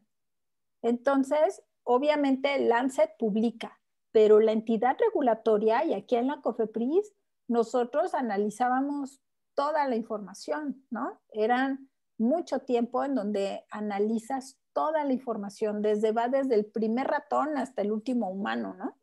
Y con base en eso, pues es que emites una recomendación, que es lo que hacen esos comités. Entonces, no es solo Lancet, nos tranquiliza a nosotros, pero eso no significa que ya esté aprobada en México, ¿no? Falta el reconocimiento de la COFEPRIS. Entonces, bueno, perdón, aquí básicamente, gracias, Reina. Aquí nos dijo que, bueno, sí que está aprobada, pero nos está faltando en qué países se hizo las pruebas clínicas. Y sí lo tengo anotado por aquí en algún lugar, pero no lo recuerdo en este momento. Entonces, un poco platicarles de esta vacuna de la de Pfizer. ¿Se acuerdan que les dije que esta no es o sea, el RNA mensajero, que recordamos que este RNA mensajero está cubierto por esta nanopartícula de lípidos y que se fusiona en la célula, este RNA mensajero produce la proteína esa que ya platicamos, que entonces al estar producida va a la superficie de la célula e induce la producción de anticuerpos. Esta proteína no es la que existe en el virus, no existe de hecho en la naturaleza, porque lo que se hizo fue hacer la ingeniería de proteínas para estabilizarla en esta presentación que le llamamos la conformación prefusión. Eso hace que la vacuna sea mucho más eficiente. Entonces, esta es una ventaja adicional de estas vacunas de RNA mensajero, ¿no? Y por eso es también una de las ventajas de utilizar estas tecnologías más modernas. Ahora, en cuanto a los resultados, estos son los resultados de la publicación en New England Journal of Medicine de diciembre, ¿no? En donde pues nos dicen que participaron en un inicio estos 3.548, que después hubo más personas, vieron protección 12 días después de la primera dosis y 7 después de la segunda. Y aquí, pues es impresionante los datos. El placebo en azul y en rojo ven las personas vacunadas. Ahora tampoco nos dejemos o sea, hay que ver que esto va de 0 a 2.4%, porque eran muy poquitos pacientes todavía. De hecho, tanto en esta publicación como en la misma de Sputnik, digamos que es el primer endpoint, ¿no? El primer punto de chequeo en donde se había decidido que se iba a ver qué estaba pasando con estas vacunas. Pero vean ustedes, o sea, es que es increíble la diferencia, ¿no? Entonces, no hay duda. Básicamente, esta es incidencia, es gente que se enfermó de COVID, ¿no? Sí se enfermaron algunos, pero ninguno de ellos fue necesario que fuera al hospital. ¿Qué pasa? Y eso tiene que ver con la pregunta de Dulce. Esta es una gráfica de la página esta de Sputnik, ¿no? Que es del gobierno ruso y que está obviamente de caricatura, pues no tiene datos. Pero algo que mencionó Dulce que es muy importante es la inmunidad preexistente que tenemos contra los adenovirus. Los adenovirus, como dije, pues nos da gripa, nos da conjuntivitis y nos dan otras cosas. Entonces, eso significa que tenemos anticuerpos y existe la posibilidad de que esos anticuerpos preexistentes neutralicen al vector antes de que pueda llegar a nuestras células y entregar el material genético. Entonces, básicamente por eso el acercamiento de Oxford fue utilizar un adenovirus de chimpancé, ¿no? El cual no existe preinmunidad. Pero también tomen ustedes en cuenta qué es lo que sucede cuando nos dan la segunda dosis del adenovirus de chimpancé. Pues también el sistema inmune ya conoció el adenovirus de chimpancé. Algo que es importante que tomen en cuenta es que mientras el gen de la proteína S está dentro del adenovirus y va a hacer que se produzca mucha proteína S, no se va a producir más adenovirus que el que te pusieron en la inyección. Eso también hace que tú puedas esperar que la inmunogenicidad contra el adenovirus va a ser menor que la de la proteína S. Pero esa es la razón por la cual recordarán ustedes que tuvimos este asunto de que AstraZeneca reportó que cuando había habido un error en la dosificación, habían visto una eficacia mayor. Y eso tenía que ver con una menor inmunogenicidad del vector de chimpancé, ¿no? Entonces, este es un problema de todas las vacunas que están vectorizadas con estos virus. De hecho, yo no soy fan de estas vacunas, ¿no? En un inicio dije, no, otra vez ahí va con el adenovirus, que yo ya sabía que tenía este problema. Hay otra manera de darle la vuelta a eso y es utilizar adenovirus que no circulan de manera frecuente entre la población. Un adenovirus que sí circula de manera frecuente, pues es el adenovirus 5. Y ese adenovirus 5 está en la vacuna de CanSino, ¿no? Entonces, esa es algo pues que hay que tomar en cuenta. En estos datos, lo que hicieron estos de Gamaleya fue primero inmunizar con un adenovirus 26, que ese es mucho menos frecuente en la población. Y después la segunda dosis te la dan con el adenovirus 5, que es el que sí circula de manera más frecuente. Entonces aquí nos dicen, la primera inmunización, ¿no? Nos dicen el sistema inmune. Y vean, aquí básicamente seguramente son títulos de anticuerpo.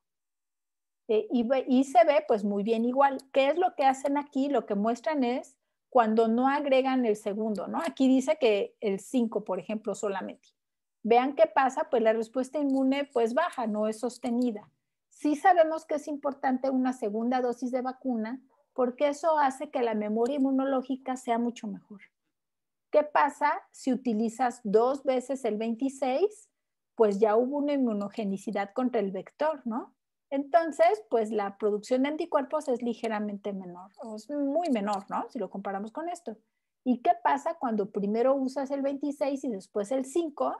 Pues como no estás inmunizando contra el 5, al usar 2 virus, pues es una respuesta mucho mayor. Esa es la estrategia que decidió Sputnik o Gamaleya.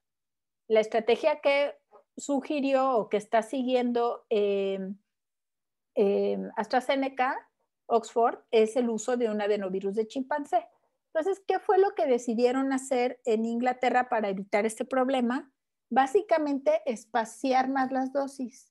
esperar a que bajara un poco la respuesta inmune contra el adenovirus para entonces dar la segunda dosis y ya poder promover la producción de anticuerpos, ahora sí contra contra pues la proteína S, ¿no? Y eso fue finalmente como les dieron la licencia o la autorización para uso en emergencia en Inglaterra. ¿Qué pasa aquí en México? Pues no sabemos, nadie sabe. Se sabe que se le dio la autorización a AstraZeneca, pero nadie sabe con qué esquema de inmunización ni para qué población. No tenemos lo que llamamos la información para prescribir, que realmente es información indispensable, ¿no? Ojalá esa información fuera pública. Eso y no restringida al sector médico. En otros países, para Estados Unidos nos metemos al YouTube y ahí podemos ver la discusión de los comités, padrísimo. Aquí, pues, eso es parte de lo que nos da siempre preocupación, ¿no? Pero esta es la respuesta justo a la pregunta de Dulce, en donde, pues, también esta preinmunidad, pues, claramente es un problema, ¿no? Para la eficacia de las vacunas.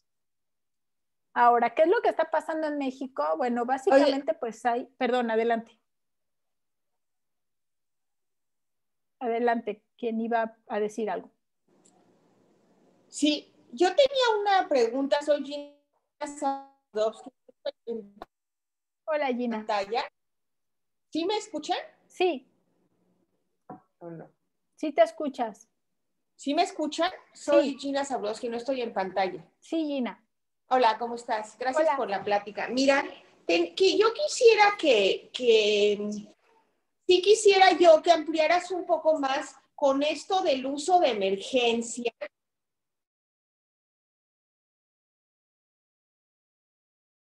Cuando nosotros no nos damos cuenta.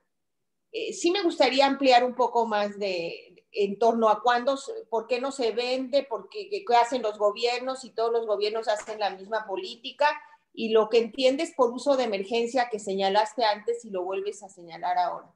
Ok, sí, Gina.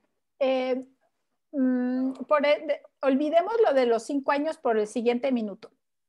Cuando hay una pandemia como la que tenemos ahora, que es una emergencia, y no solamente ha sucedido ahora, ha sucedido, por ejemplo, cuando pasó lo de ébola o en otros casos, pues es una emergencia tener una vacuna. Entonces lo que se hace es que se da el registro, borra registro, se da una autorización para su uso, aunque no han terminado las fases clínicas 3 completas. De la vacuna de Pfizer todavía no termina la fase 3 completa. Todavía hay algunas preguntas. Por ejemplo, ¿cuánto tiempo va a durar la inmunidad? Después nos tenemos que volver a vacunar. ¿Con qué frecuencia nos tenemos que vacunar? ¿Qué va a pasar con el uso con mujeres embarazadas o menores de edad? Todavía hay muchas preguntas por responder. Pero como es una emergencia y ya se demostró que la vacuna es eficaz y segura, entonces se da una autorización para su uso con ciertas limitaciones, ¿no? Entre esas limitaciones es que si algo sucede, o sea, si realmente hay un efecto secundario frecuente, se va a detener el uso de esa vacuna, ¿no? De inmediato. Eso es lo que significa una autorización de emergencia. No sé si en esa parte quede claro. Cuando esa autorización de emergencia no la puedes comprar, o sea, solamente los gobiernos, y eso depende de cada país, ¿no? Hay países que sí han dado la aprobación, no autorización de emergencia, que sí les han dado el registro para comercializar. México no ha decidido hacer eso. Y la realidad es que eso tampoco está en la norma, ¿no? Entonces, pero bueno. No está tan detallado, pero básicamente México decidió dar esa autorización en caso de emergencia, en donde no es una autorización para comercializar. No se puede comprar, no se puede vender en las farmacias, no te la puede vender un médico privado como la vacuna de influenza. Hasta ahí la autorización en caso de emergencia. ¿Alguien tiene una pregunta sobre esa parte? Bueno, ahora vamos a lo de los 5 años. que yo tal vez lo dije y estoy causando confusión.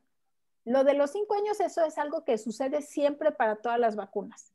Aunque ya tengan sus fases clínicas completas y todo haya terminado y todo esté bien,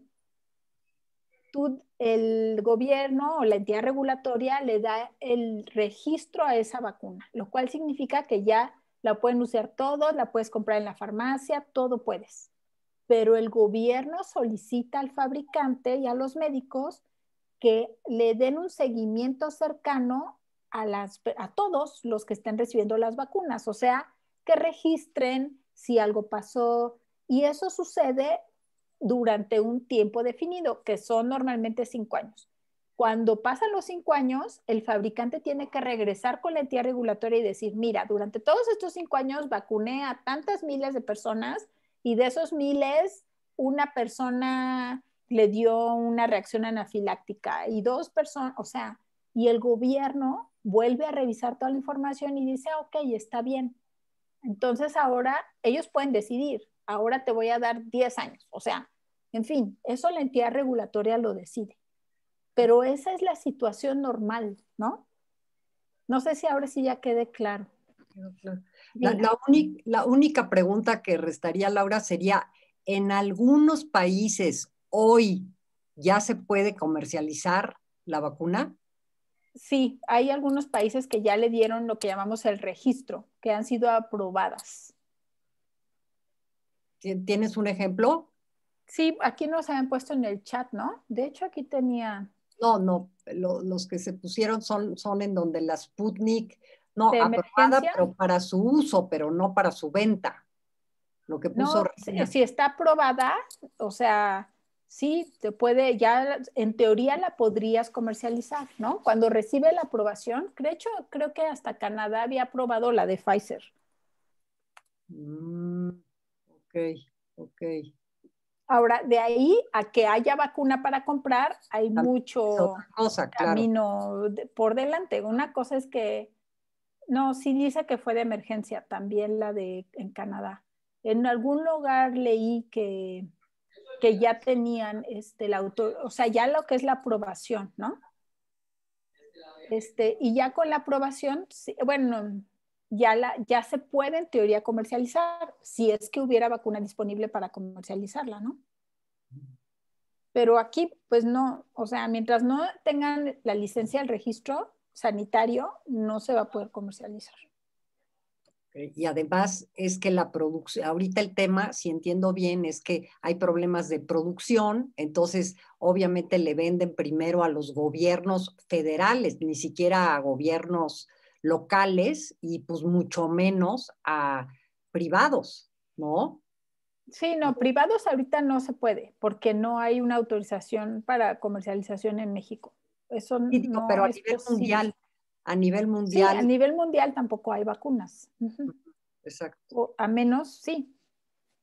Okay. Entonces, y ya muy rápido les platico, ¿no? Que tenemos en México estas empresas que están participando, Laboratorios Leomont, que está haciendo el llenado y envasado de la vacuna de AstraZeneca, fabricada en Argentina, de Sanofi Pasteur, Abimex, Probiomed y Neolpharma. Y aparte, pues están participando varias instituciones de educación superior, la UNAM, el Instituto de Investigaciones Biomédicas, la Facultad de Química, el Instituto de Biotecnología, Facultad de Medicina, la Universidad Autónoma de Querétaro, obviamente nutrición, como ustedes mismas dijeron, TEC de Monterrey, Sinvestab y San Luis Potosí. Me llegó un proyecto de la Michoacana hace poco, el Politécnico, y eso a mí me hace muy feliz. De hecho, es uno de, digamos, las cosas que más gusto me dan, porque yo fui de las primeras que inicié a trabajar con el desarrollo de vacuna y empecé a entrevistar y hubo gente que dijo, si Laura puede, ¿cómo yo no? Y se pusieron a trabajar y eso me hizo muy feliz. Eso me parece excelente. Y como les dije, nosotros también teníamos una plataforma y nosotros decidimos iniciar nuestro trabajo desde ya hace algunos años con una vacuna contra los virus Zika y dengue. Y en particular, pues nos interesa Zika porque aunque ya hay una vacuna que tiene sus bemoles, pues sigue siendo un problema de salud pública importante para México. Y el virus Zika, como pueden ver que está aquí su caricatura, pues no tiene los picos, ¿no? Y es el primo hermano de dengue que son muy parecidos. Entonces, la proteína de contacto en este caso es la proteína E. Y sabemos que Zika nos sigue siendo relevante por este síndrome congénito de Zika, que básicamente pues es la microcefalia, más aparte dengue, pues que mueren muchísimas personas. Y nosotros diseñamos nuestra vacuna pensando en este efecto secundario que probablemente han escuchado, que es el dengue hemorrágico. Seguramente han oído a alguien que le dio dengue la segunda vez, se puso muy grave o se murió, ¿no?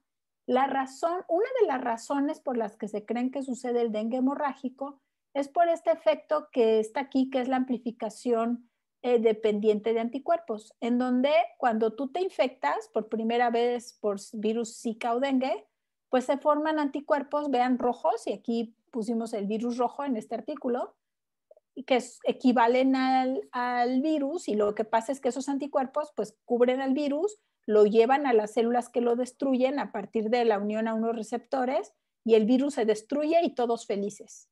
El problema es cuando la segunda infección te da con un virus dengue diferente de otro tipo o con virus Zika o dengue, también se ha demostrado. Entonces, el virus no está totalmente cubierto por el anticuerpo, como ven aquí, sino como es de diferente color, pues solo se pega poquito. Entonces, lo que sucede es que esos anticuerpos acarrean al virus a las células del sistema inmune, favorecen la internalización y entonces se aumenta la replicación viral en lugar de detenerse, y entonces tienes una infección amplificada por el anticuerpo. Y esa fue como nosotros empezamos a desarrollar nuestra vacuna contra virus Zika y dengue. De hecho, nosotros nos enfocamos en una región de esta proteína E. Esto es como nosotros dibujamos a las proteínas, ¿no? Que es una región que está tanto en los virus Zika como dengue y que está súper conservada. Y que se sabe que si tú tienes una vacuna con anticuerpos para esta región, no tienes este fenómeno de amplificación mediada por anticuerpo. Entonces, nosotros lo que hicimos fue crear una vacuna que no les digo más detalle, pero es un poco más complicado, que contenía esta región de la proteína. Y la probamos en ratones y pues no nos fue muy bien, pero entonces decidimos presentarla en una cápside viral. Un poco pero esto es pura proteína, ¿eh? Aquí no hay nada de mensajero ni de nada de eso. Y ven aquí este dibujo de otro virus diferente en donde nosotros le pusimos en amarillo, pues decorado nuestra proteína que nos interesaba. Y la razón por la que hicimos eso es porque el sistema inmune, pues cuando ve arreglos de este tipo, dice, es un virus, lo voy a ir a destruir, ¿no? Es algo muy inmunogénico. Y utilizando eso, inmunizamos ratones y vimos que sí producían anticuerpos antivirus Zika y también antivirus dengue, y aquí desapareció mi figura, una disculpa, pero aparte esos anticuerpos neutralizaban al virus. Entonces éramos personas felices.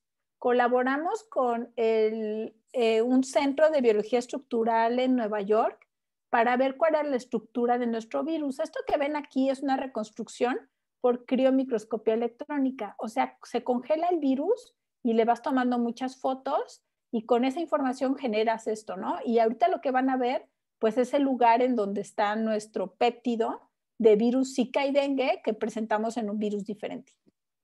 Entonces, en nuestra vacuna para virus Zika y dengue, pues es básicamente esta, es la misma reconstrucción, pero aquí ven en naranja lo que sería de virus Zika y dengue, que está presentado dentro de un virus diferente. Entonces, cuando empezó esto de COVID, dijimos, perfecto, le quitamos el pedazo de virus Zika y dengue y le ponemos un pedazo de SARS-CoV-2. Entonces, para hacer eso, pues mis alumnos analizaron como 3,000 secuencias que están reportadas de coronavirus para poder elegir exactamente los segmentos que íbamos a escoger para presentar en nuestra vacuna, que son segmentos que tienen que ver con AC2 y la interacción con la proteína Spike, ¿no? Como se imaginarán. Y a partir de ahí, básicamente lo que hicimos fue construir esto mismo, pero ahora tiene decorado de SARS-CoV-2. Y básicamente, me estoy saltando esta parte, estamos pues básicamente en la etapa 1, ¿no?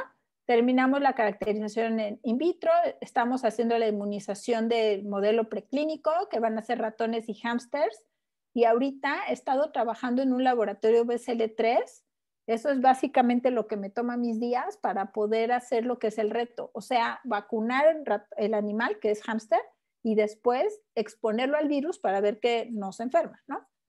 Y básicamente, pues aquí ven lo que andamos. Me quedé sin dinero, 0 pesos en todos mis ahorros me gasté, me quedé en ceros endeudada como en julio, pero ya de julio después ya conseguimos dinero de nuevo y ahorita pues a partir de enero es que ya tenemos otra vez dinero para poder avanzar y entonces estamos al 100% con este laboratorio BSL-3 que va a ser no para nosotros, sino para todo el mundo, ¿no? Es un laboratorio de la UNAM, que está en el Instituto de Investigaciones Biomédicas, que es un proyecto que es la Facultad de Veterinaria, el Instituto de Biotecnología, el Instituto de Investigaciones Biomédicas y la Facultad de Química, coordinados por la Coordinación de la Investigación Científica, para tener este laboratorio listo, pues para disponibilidad de todos los que están desarrollando vacunas, pero también para los que están desarrollando inmunoterapias. Además, antes de despedirme de ustedes, que no me estoy despidiendo porque podemos platicar todo el tiempo que quieran, nada más recordarles la situación en México, que está terrible. Solamente se producen 2 vacunas, la de hepatitis B por Proviomed, que está a punto de quebrar o ya quebró, y la de influenza tradicional en estos embriones de huevo por Sanofi Pasteur, en donde aquí se fabrica el principio activo y se termina en Francia. Cada año en México nacen 2 millones de niños que necesitan vacunas, pero llevamos en desabasto desde el 2017. Aquí ya tengo que actualizar porque 2020 también tuvimos desabasto de vacunas de sarampión. Y Birmex, que se supone que es la empresa paraestatal que está creada, que tiene como propósito garantizar la soberanía del Sistema Nacional de Salud, pues no ha hecho eso desde los 90.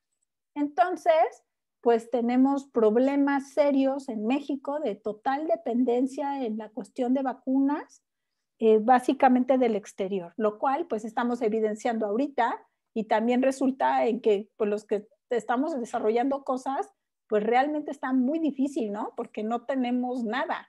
Es parte de lo que yo estaba platicando ayer. Es la diferencia en que si tienes una revolvedora de concreto o vas tú con los albañiles y tú eres uno de ellos acarreando el concreto en cubetas, ¿no? Así es un poquito como andamos, pero bueno. Finalmente, este es el grupo y ahorita les digo lo que estamos haciendo en el instituto de voluntarios en nuestro grupo que dirijo yo junto con Tonatiu Ramírez, que pues bajo condiciones dificilísimas hemos estado trabajando durante toda la pandemia y todos dejando sus trabajos de investigación normal. Básicamente pues lo que estamos haciendo, nosotros estamos en verde, pero en el instituto se están haciendo cuestiones de investigación básica. Hay proyectos de secuenciación de SARS-CoV-2 en todo México. Se está trabajando el grupo de Carlos Arias junto con Alejandro Sánchez. Van a estar haciendo un proyecto muy grande de secuenciación de la cepa en general del SARS-CoV-2 que está circulando para buscar variantes. Se está haciendo diagnóstico molecular, Carlos Arias y Susana López, en colaboración con el INDRE. Nosotros estamos con este proyecto que les platiqué de vacuna recombinante. También se están haciendo búsqueda de antivirales. Nosotros estamos trabajando con anticuerpos monoclonales, también en colaboración con Alejandro Alagón. Estamos trabajando en fagoterápicos. Ya llevamos 3 caballos inmunizados y ya tenemos los primeros lotes de fagoterápicos y ahorita estamos viendo cómo le vamos a hacer. Estos son estas terapias de suero de caballo similar a lo de Argentina, que básicamente recordarán que fue López-Gatell a Argentina y regresó. ¿Qué creen? Allá hacen eso y nosotros, pero sí estamos tratando de hacer esto desde hace 6 meses y les estamos diciendo todos los días, aquí estamos, pero bueno, en fin, aparentemente ya esto va a poder despegar.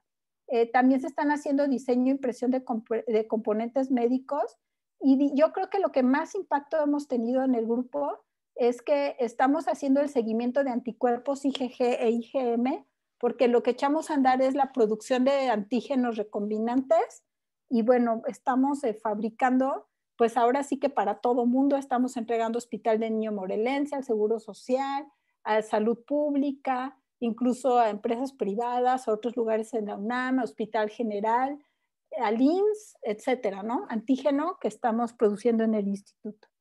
Y bueno, finalmente, pues esto es nuestro grupo.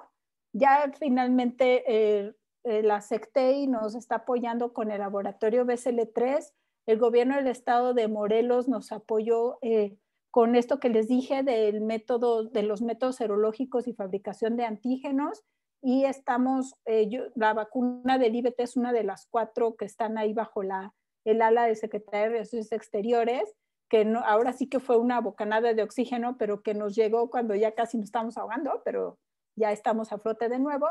Y bueno, pues si nuestra amada UNAM, que básicamente pues ha sido muy generosa, estamos participando en 2 proyectos especiales financiados por la UNAM para contingencia por COVID, y mi DEGAPA, que es con el que vivo, pues es básicamente donde tenemos nuestro financiamiento. Y bueno, gracias a todas por escucharme todo este tiempo, y si tienen más preguntas, con mucho gusto. Pues muchísimas gracias, Laura.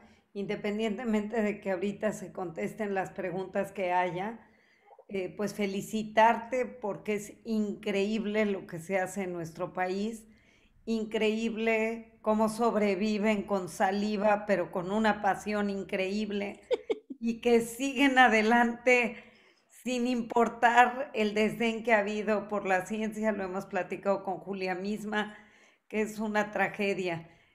Yo me quedo con algunas cosas de lo que tú has dicho. Bueno, por supuesto, en esta dualidad en el discurso, la imposibilidad de comprar la vacuna por entidades privadas, y queda muy claro el por qué, lo explicaste con toda precisión. Y bueno, por supuesto, este desabasto de todo tipo de vacunas en el país, que bueno, que eso es imperdonable y que no puede seguir porque los efectos de ellos van a ser terribles. Y yo creo que, bueno, tocas los puntos medulares con respecto a esta falta de credibilidad en la ciencia, y que no haya dinero para la investigación o confianza en el trabajo que están haciendo. Increíble es que el propio López-Gatell haya ido a buscar fuera lo que se está haciendo aquí en México. Y bueno, buscándole lo optimista a esto, cuando menos nos das tranquilidad de saber que todas las vacunas, cuando menos que han publicado, no la CanSino, pero sí todas las demás, pues pueden ser viables aunque tengan menor eficacia. Y también nos das tranquilidad saber que la COFEPRIS, que uno tiene sus dudas si realmente estaba actuando bien, saber que desde tu perspectiva, que es la perspectiva de alguien que sí conoce, pues que se está actuando como se debe. Por supuesto, preocupante que tantas dosis de CanSino se hayan ya comprado para nuestro país con esta oscuridad en torno a cómo se está realizando esta vacuna, qué seguridad puede uno tener al vacunarse con ella. Y pues bueno, yo me quedo con dudas también en el entorno macro, te estaba yo escribiendo allí, de cómo entender esta pandemia en el entorno general y por supuesto en México. ¿Cómo explicarnos qué es lo que ha pasado desde tu perspectiva científica para que, aunque es algo cíclico, que ha habido pandemias una y otra vez a lo largo de los siglos, cómo te explicas esto? ¿Cómo pudo haberse prevenido desde tu perspectiva? ¿Cómo pudo haberse frenado? ¿Se pudo haber evitado? Y sobre todo en nuestro país, ¿qué nos queda por hacer para transformar un poco esta perspectiva tan desoladora que estamos viviendo? Y bueno, Sí. yo te agradezco, te aplaudo, y aplaudo junto con todas la plática.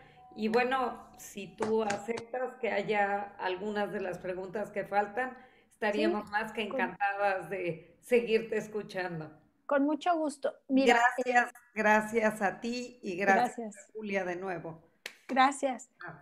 Es un poco, nos queda un poco especular, ¿no? De esto que preguntas, o sea, ¿por qué surgió? ¿Por qué en China surgen todas estas cosas, no? Siempre estamos que también la gripe aviar y todo pasa en China, porque en China conviven muy cerca con sus animales.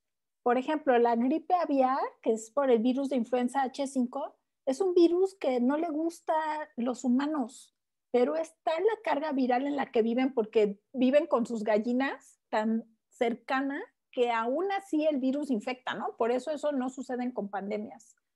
Entonces, ¿qué pasó? Pues básicamente esa cercanía de la convivencia entre los humanos y los animales que sucede en China, que es un lugar perfecto para que puedan generar todos estos virus que brincan o sea, todas estas son enfermedades zoonóticas, son enfermedades que están en animales y llegan al humano, se adaptan a infectarnos y como no las conocemos, nuestro sistema inmune nunca los ha enfrentado, pues por eso suceden las pandemias, ¿no? ¿Se puede evitar? Yo creo que en general pues nos gana la política, ¿no? Y la política va por encima de la salud humana. Entonces, ¿qué pasa? Pues tomamos medidas muy tarde, ¿no? Hasta ahorita, no nos importa que todo el mundo pueda viajar a México porque nadie puede salir de sus países de todas maneras. Entonces, pues aunque México diga cierro mis fronteras, pues no pueden salir. ¿Quién va a venir? Nadie, ¿no? Porque no pueden regresar. Pero se siguen tomando las cosas que no son y desafortunadamente pues lo vimos con Trump, ¿no? Y ve cómo está Estados Unidos. Y lo vimos también aquí en México en cosas ¿qué le va a doler a alguien ponerse un cubrebocas? Nada te va a pasar, o sea, ¿por qué volver las cosas que no causan ningún daño, que son intervenciones de la salud? O sea, yo sí creo que podría haber una activación económica mayor si todo el mundo usara bien cubrebocas y mantuviéramos la sana distancia y se hiciera de manera ordenada. Pero todo se reprime hasta que ya es la olla expresa a punto de explotar, ¿no? Y las medidas sencillas, pues no se promueven. Y yo sé que es pura opinión. En cuanto a la ivermectina, yo no soy médico, pero de todas maneras, pues ahora que me siento entre amigas y espero que me permitan esa libertad, voy a dar mi opinión, pero tómenlo como una opinión. Y a mí me parece que la ivermectina, que se ha demostrado por muchísimo tiempo que es segura. La información que existe no son estudios clínicos controlados, como por ejemplo yo que estuve ahí en la COFEPRIS, pues me da un poquito de nervios los estudios que no son de esa manera, ¿no? Pero saben, hay años de experiencia, daño no nos va a hacer. Lo que yo sí estoy en contra es de la gente que lo está tomando como preventivo. O sea, las amigas de la escuela de mi hijo me dicen, es que yo me voy a tomar una vez al mes. Y ya viste los efectos secundarios, ya les mandé de la FDA, ya me odian las mamás. Pero en la FDA viene un reporte súper completo, ¿no? En donde sí hay efectos secundarios, o sea, mínimos, pero una cosa es que te la tomes cuando ya te dio COVID y otra cosa es que ahora cada mes te estés automedicando con eso. Yo eso no lo recomiendo. Si el médico receta ivermectina, pues yo, mi opinión, yo no se la daría a mi hijo o a mi mamá enfermas, ¿no? Pero no estoy en contra. Sí estoy en contra de que se dé de manera preventiva. Me parece que no hay razón. En cuanto a, no sé, Karen, ¿a qué información te refieres? Estás en... La pregunta era que sí sé que Leomont está en AstraZeneca y que los otros laboratorios... ¿qué están haciendo? ¿Qué están haciendo? Sí. Sí. Mira, Avimex, Avimex está trabajando con una vacuna también tipo vector, basada en una vacuna que ellos ya tenían de coronavirus veterinarios. Esta vacuna ellos pues la están y de hecho tal vez vieron las notas de hoy, es la vacuna que el CONACYT ha decidido empujar y pues está recibiendo un financiamiento importante para ya pasar a fases clínicas. Eso es lo que está haciendo Avimex. Neolpharma tienen una plantita de producción de biotecnológicos, entonces están produciendo básicamente la vacuna de biomédicas de Eda Schuto y de Juan Pedro Lacler ahí, y también ellos en teoría está en fila para producirse ahí la vacuna de Simvestab.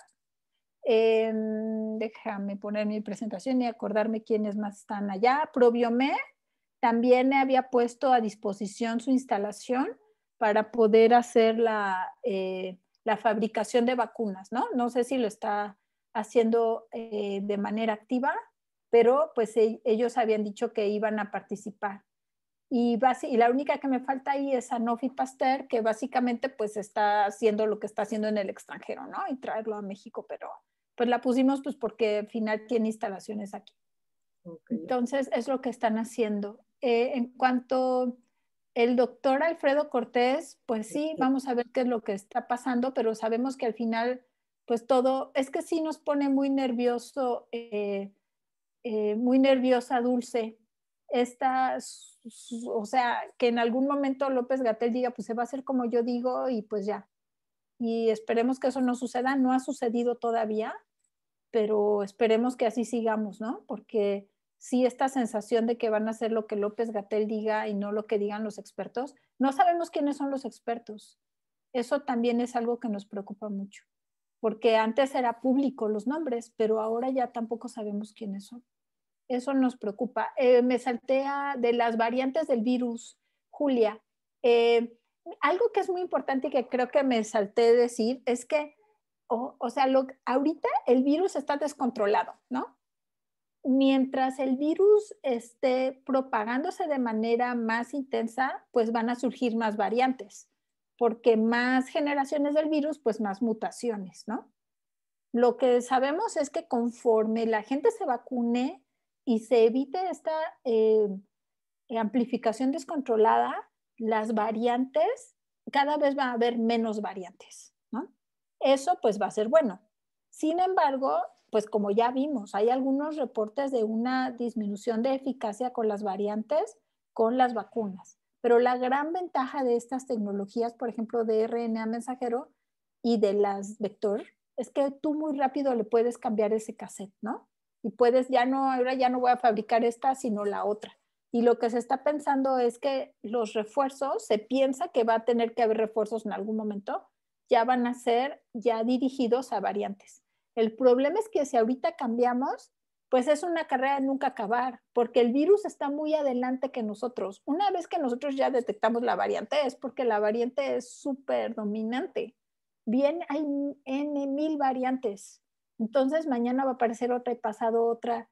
Así estamos nosotros, ¿no? Me dice justamente Alejandro Alagón, oye Laura, ya tienes que producir la nueva variante. Le digo, Alejandro, y esta hoy la produzco hoy y dentro de 2 semanas va a ser otra. O sea, vamos a esperar, ¿no? Pero básicamente sí es algo importante que hay que estar muy alerta, ¿no? Y seguramente vamos a tener que hacer cambios más adelante, ¿no? Entonces, en cuanto a esta variante mexicana, pues sí la vi en las noticias, en el instituto se está haciendo ese esfuerzo de buscar esas variantes de manera activa, pero pues creo que todavía no tenemos información suficiente. Este artículo de Irma Aguilar, que aparte yo la conozco desde hace años y la considero, bueno, la sigo considerando mi amiga, pero no la he visto hace mucho, pues por X o por Y razones, nos distanciamos, me parece que es un poco miope. Para empezar, pues porque no la va a aprobar la FDA, pues porque los rusos no van a ir a pedir autorización. O sea, recuerden que el paso número 1 para que se dé la autorización de un medicamento en un país, pues es que el fabricante tiene que ir a pedirlo. Obviamente el país puede ir y decirle, fabricante, ven, ¿no? Es lo que ha hecho el gobierno mexicano con los fabricantes. Pero pues no van a ir los gringos a pedirle a los rusos que ahora registren ahí su vacuna, porque para empezar no tiene necesidad, ¿no? Eso digamos en cuanto al título. Pero sí pienso que ella está olvidando lo más importante, que es que la primer dosis de la vacuna es con el adenovirus 26. Y el adenovirus 26 es el mismo de Johnson & Johnson, que también acaba de mostrar sus datos, ¿no? Entonces, yo no estoy preocupada. Básicamente lo que tenemos que hacer es ver los resultados de las pruebas clínicas. Y los resultados de las pruebas clínicas son buenos. Ahora, lo que sí Irma dice, que tiene que ver con que después ella misma se hace bolas del estudio de Merck, que dice que lo esconden, que nadie esconde. Ustedes pueden encontrar toda la información. De hecho, yo estuve en un congreso donde ellos platicaron paso a paso todo lo que pasó en ese estudio de Merck basado con adenovirus 5 y el HIV, es más complicado porque el HIV, como afecta el sistema inmune, todo está desregulado, ¿no? Es una situación diferente. Entonces, yo creo que no, o sea, ya dije, empecé diciendo que es mi amiga, pero desde un punto de vista técnico, yo no me preocupo por este artículo de Irma, ¿no? Mejor habrá que revisar lo de que se ve muy bien los datos, clínicos, que es en donde vemos el dato de que sí hay una eficacia de esa vacuna. Esta preocupación que Irma por alguna razón la pone Sputnik, y no sé por qué razón, porque como les dije, la primera dosis es del 26, es una preocupación que aplica más bien para la de CanSino, pero ella no, aunque dice CanSino ahí en su artículo por ahí, por alguna razón se va más sobre Sputnik, no sé. Así, Karen, explicas pandemia, bueno, eso ya comenté, gracias, muchas gracias Karen y todas por sus agradecimientos. El agente activo de AstraZeneca es Laboratorios Leomont, Dulce. Fíjate que nosotros tenemos la suerte de colaborar con Laboratorios Leomont desde el 2013 y de hecho es un equipo del IBT el que trabaja o el que opera su planta de biotecnológicos. Sin embargo, no estamos para nada involucrados, desafortunadamente, más que para emergencias. Laura, nos surge un reactivo, ya se los mandamos. Laura, necesitamos un Repco, te lo prestamos. Más que apoyarles en cosas así, no estamos trabajando con ellos en ese proyecto, pero pues sí me platican, ¿no? Cómo más o menos han ido las cosas y Leomont la verdad es que es una extraordinaria empresa. La verdad es que nosotros conocemos la planta, yo fui a la inauguración, que de hecho fue López-Gatell, y yo le di el tour. Fue antes, bueno, no sé, en ese momento pues yo no sabía lo que iba a pasar, ¿no? Pero es una planta extraordinaria, realmente muy bonita, que Leomont en un inicio había pensado para la vacuna de influenza, que nosotros trabajamos hace algunos años y que Leomont tenía los derechos para México. Entonces está muy bonita esa planta, la verdad. Ojalá desde en otro tour, ¿no? Y sí, parte son para México y parte lo van a exportar a América Latina. Y en esta diapositiva, básicamente, puse cuántas dosis son para México de esa vacuna, que son ya las dosis que están comprometidas, que son 77.4 millones. Pero hablando con Leomont, ellos me dicen, no, Laura, aquí entre nos no va a estar, o sea, para junio yo creemos que sí. Pero antes de eso, lo que se ha dicho es que se va a comprar a través de COVAX, la misma vacuna, pero fabricada en India, del Serum Institute. Sí, un sistema inmunológico bajo, sí afecta o disminuye la eficacia de las vacunas o la eficiencia, y por eso es importante la inmunidad de rebaño, ¿no? Para poder proteger a las personas que tengan un sistema inmune comprometido. En cuanto a la tecnología del RNA mensajero, básicamente, bueno, digamos que lo que más ha llamado la atención es estos efectos secundarios que sí se han detectado, que están relacionados con la presencia de polietilenglicol y que se ha visto pues que está mediada muy probablemente por esos por esa molécula, ¿no? Que no solo está presente en la vacuna, sino en algunos otros compuestos.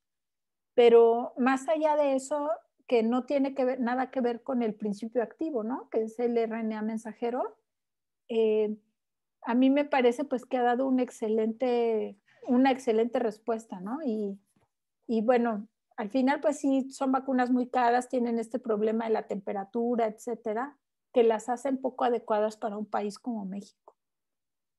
Pero pues creo que esas son todas las preguntas. Muchas gracias a ustedes por el tiempo que me dedicaron. Perdón, ya es que no dijiste nada de la variante de México, la que hoy se dice. Sí, Heidi, sí respondí de manera muy superficial, que la información me parece que todavía es preliminar, pero igual la reviso más adelante, igual a través de Silvia les puedo comentar algo, ¿no? Porque no la he visto en detalle. Gracias mil, Laura. Abramos los micrófonos y démosle un mega aplauso, qué bárbaro. Aplauso. Muchas gracias. Muy merecido, muy agradecidas de haberte tenido aquí con nosotros, Laura. Y Julia también, gracias. Wow, de verdad, Laura, encantada de oírte, encantada de oír a una mujer que está involucrada en todo esto. De verdad que Julia, lo hemos hablado 1000 veces, necesitamos buscar, y ahí está nuestra querida Dulce, de verdad dinero para la investigación en México, sí, ahí está. Pero es una maravilla conocerte y ver tu entusiasmo, sobre todo tu entusiasmo y tu compromiso con esto. Muchas gracias. No, gracias a ustedes, gracias. Les dejo mi correo aquí en el chat para cualquier cosa. Julia. Mil gracias, gracias a todas y mil gracias, Laura. Comentario, Julia. Bueno, yo en realidad estoy muy orgullosa del trabajo de Laura, lo he estado siempre. Es importante que sepamos lo que se hace en nuestro país y cómo estamos desaprovechando el talento, porque en realidad talento hay mucho, pero todo esto requiere una inversión económica muy fuerte. Esta no va a ser la última pandemia, esto nos está enseñando lo que viene. Y si no resolvemos el problema ahora, pues no sé para cuándo lo vamos a hacer, ¿no? Entonces sí, es un reto. Y como yo tenía mucho interés en que ustedes la escucharan, porque aquí hay mujeres en muchos puestos de decisión que realmente pueden hacer una diferencia, la están haciendo en muchos sentidos, y el que sepan ustedes que hay este grupo en México tan importante, pues en algún momento lo podrán promover. Bueno, simplemente Dulce María Sauri es maravilloso, además sabe perfectamente de lo que estás hablando. ¿No es maravilloso que en el Congreso haya alguien que escuche? ¿Estás de acuerdo, no? Sí, no, es maravilloso. Entonces, bueno, y además yo de Igualada, espero que me disculpes Entonces, bueno, yo la verdad estoy encantada de que todas ustedes la hayan escuchado, porque estoy segura de que esta plática va a tener alguna consecuencia importante. Muchísimas gracias. Además, la grabamos. Si tú estás de acuerdo, querida Laura, la compartimos con nuestras socias. Si sí, adelante. Algún impacto mayor y que la comportamos, la hagamos más pública, también me lo dices y lo hacemos. Lo que tú te sientas cómoda, creo que fue una gran plática, muy esclarecedora, que puede darle luz a mucha más gente. Sí, bueno, también yo sintiéndome en confianza con ustedes, pues también dije cosas que no son necesariamente políticamente correctas, ¿no? Digamos, no porque esté preocupada, ¿no? No tengo ningún problema en que todas las nuestras socias, con la indicación muy clara de que es solo para nosotros, no es para subir a ningún lado, y lo entiendo perfectamente, y lo último que queremos es comprometerte en nada que pueda hacer daño. La que lo pida, Evelyn, se lo compartimos, y nada más así, de manera, con la aclaración de que no la suban a redes ni hagamos ningún tipo de no publicitarla excesivamente, simplemente es para los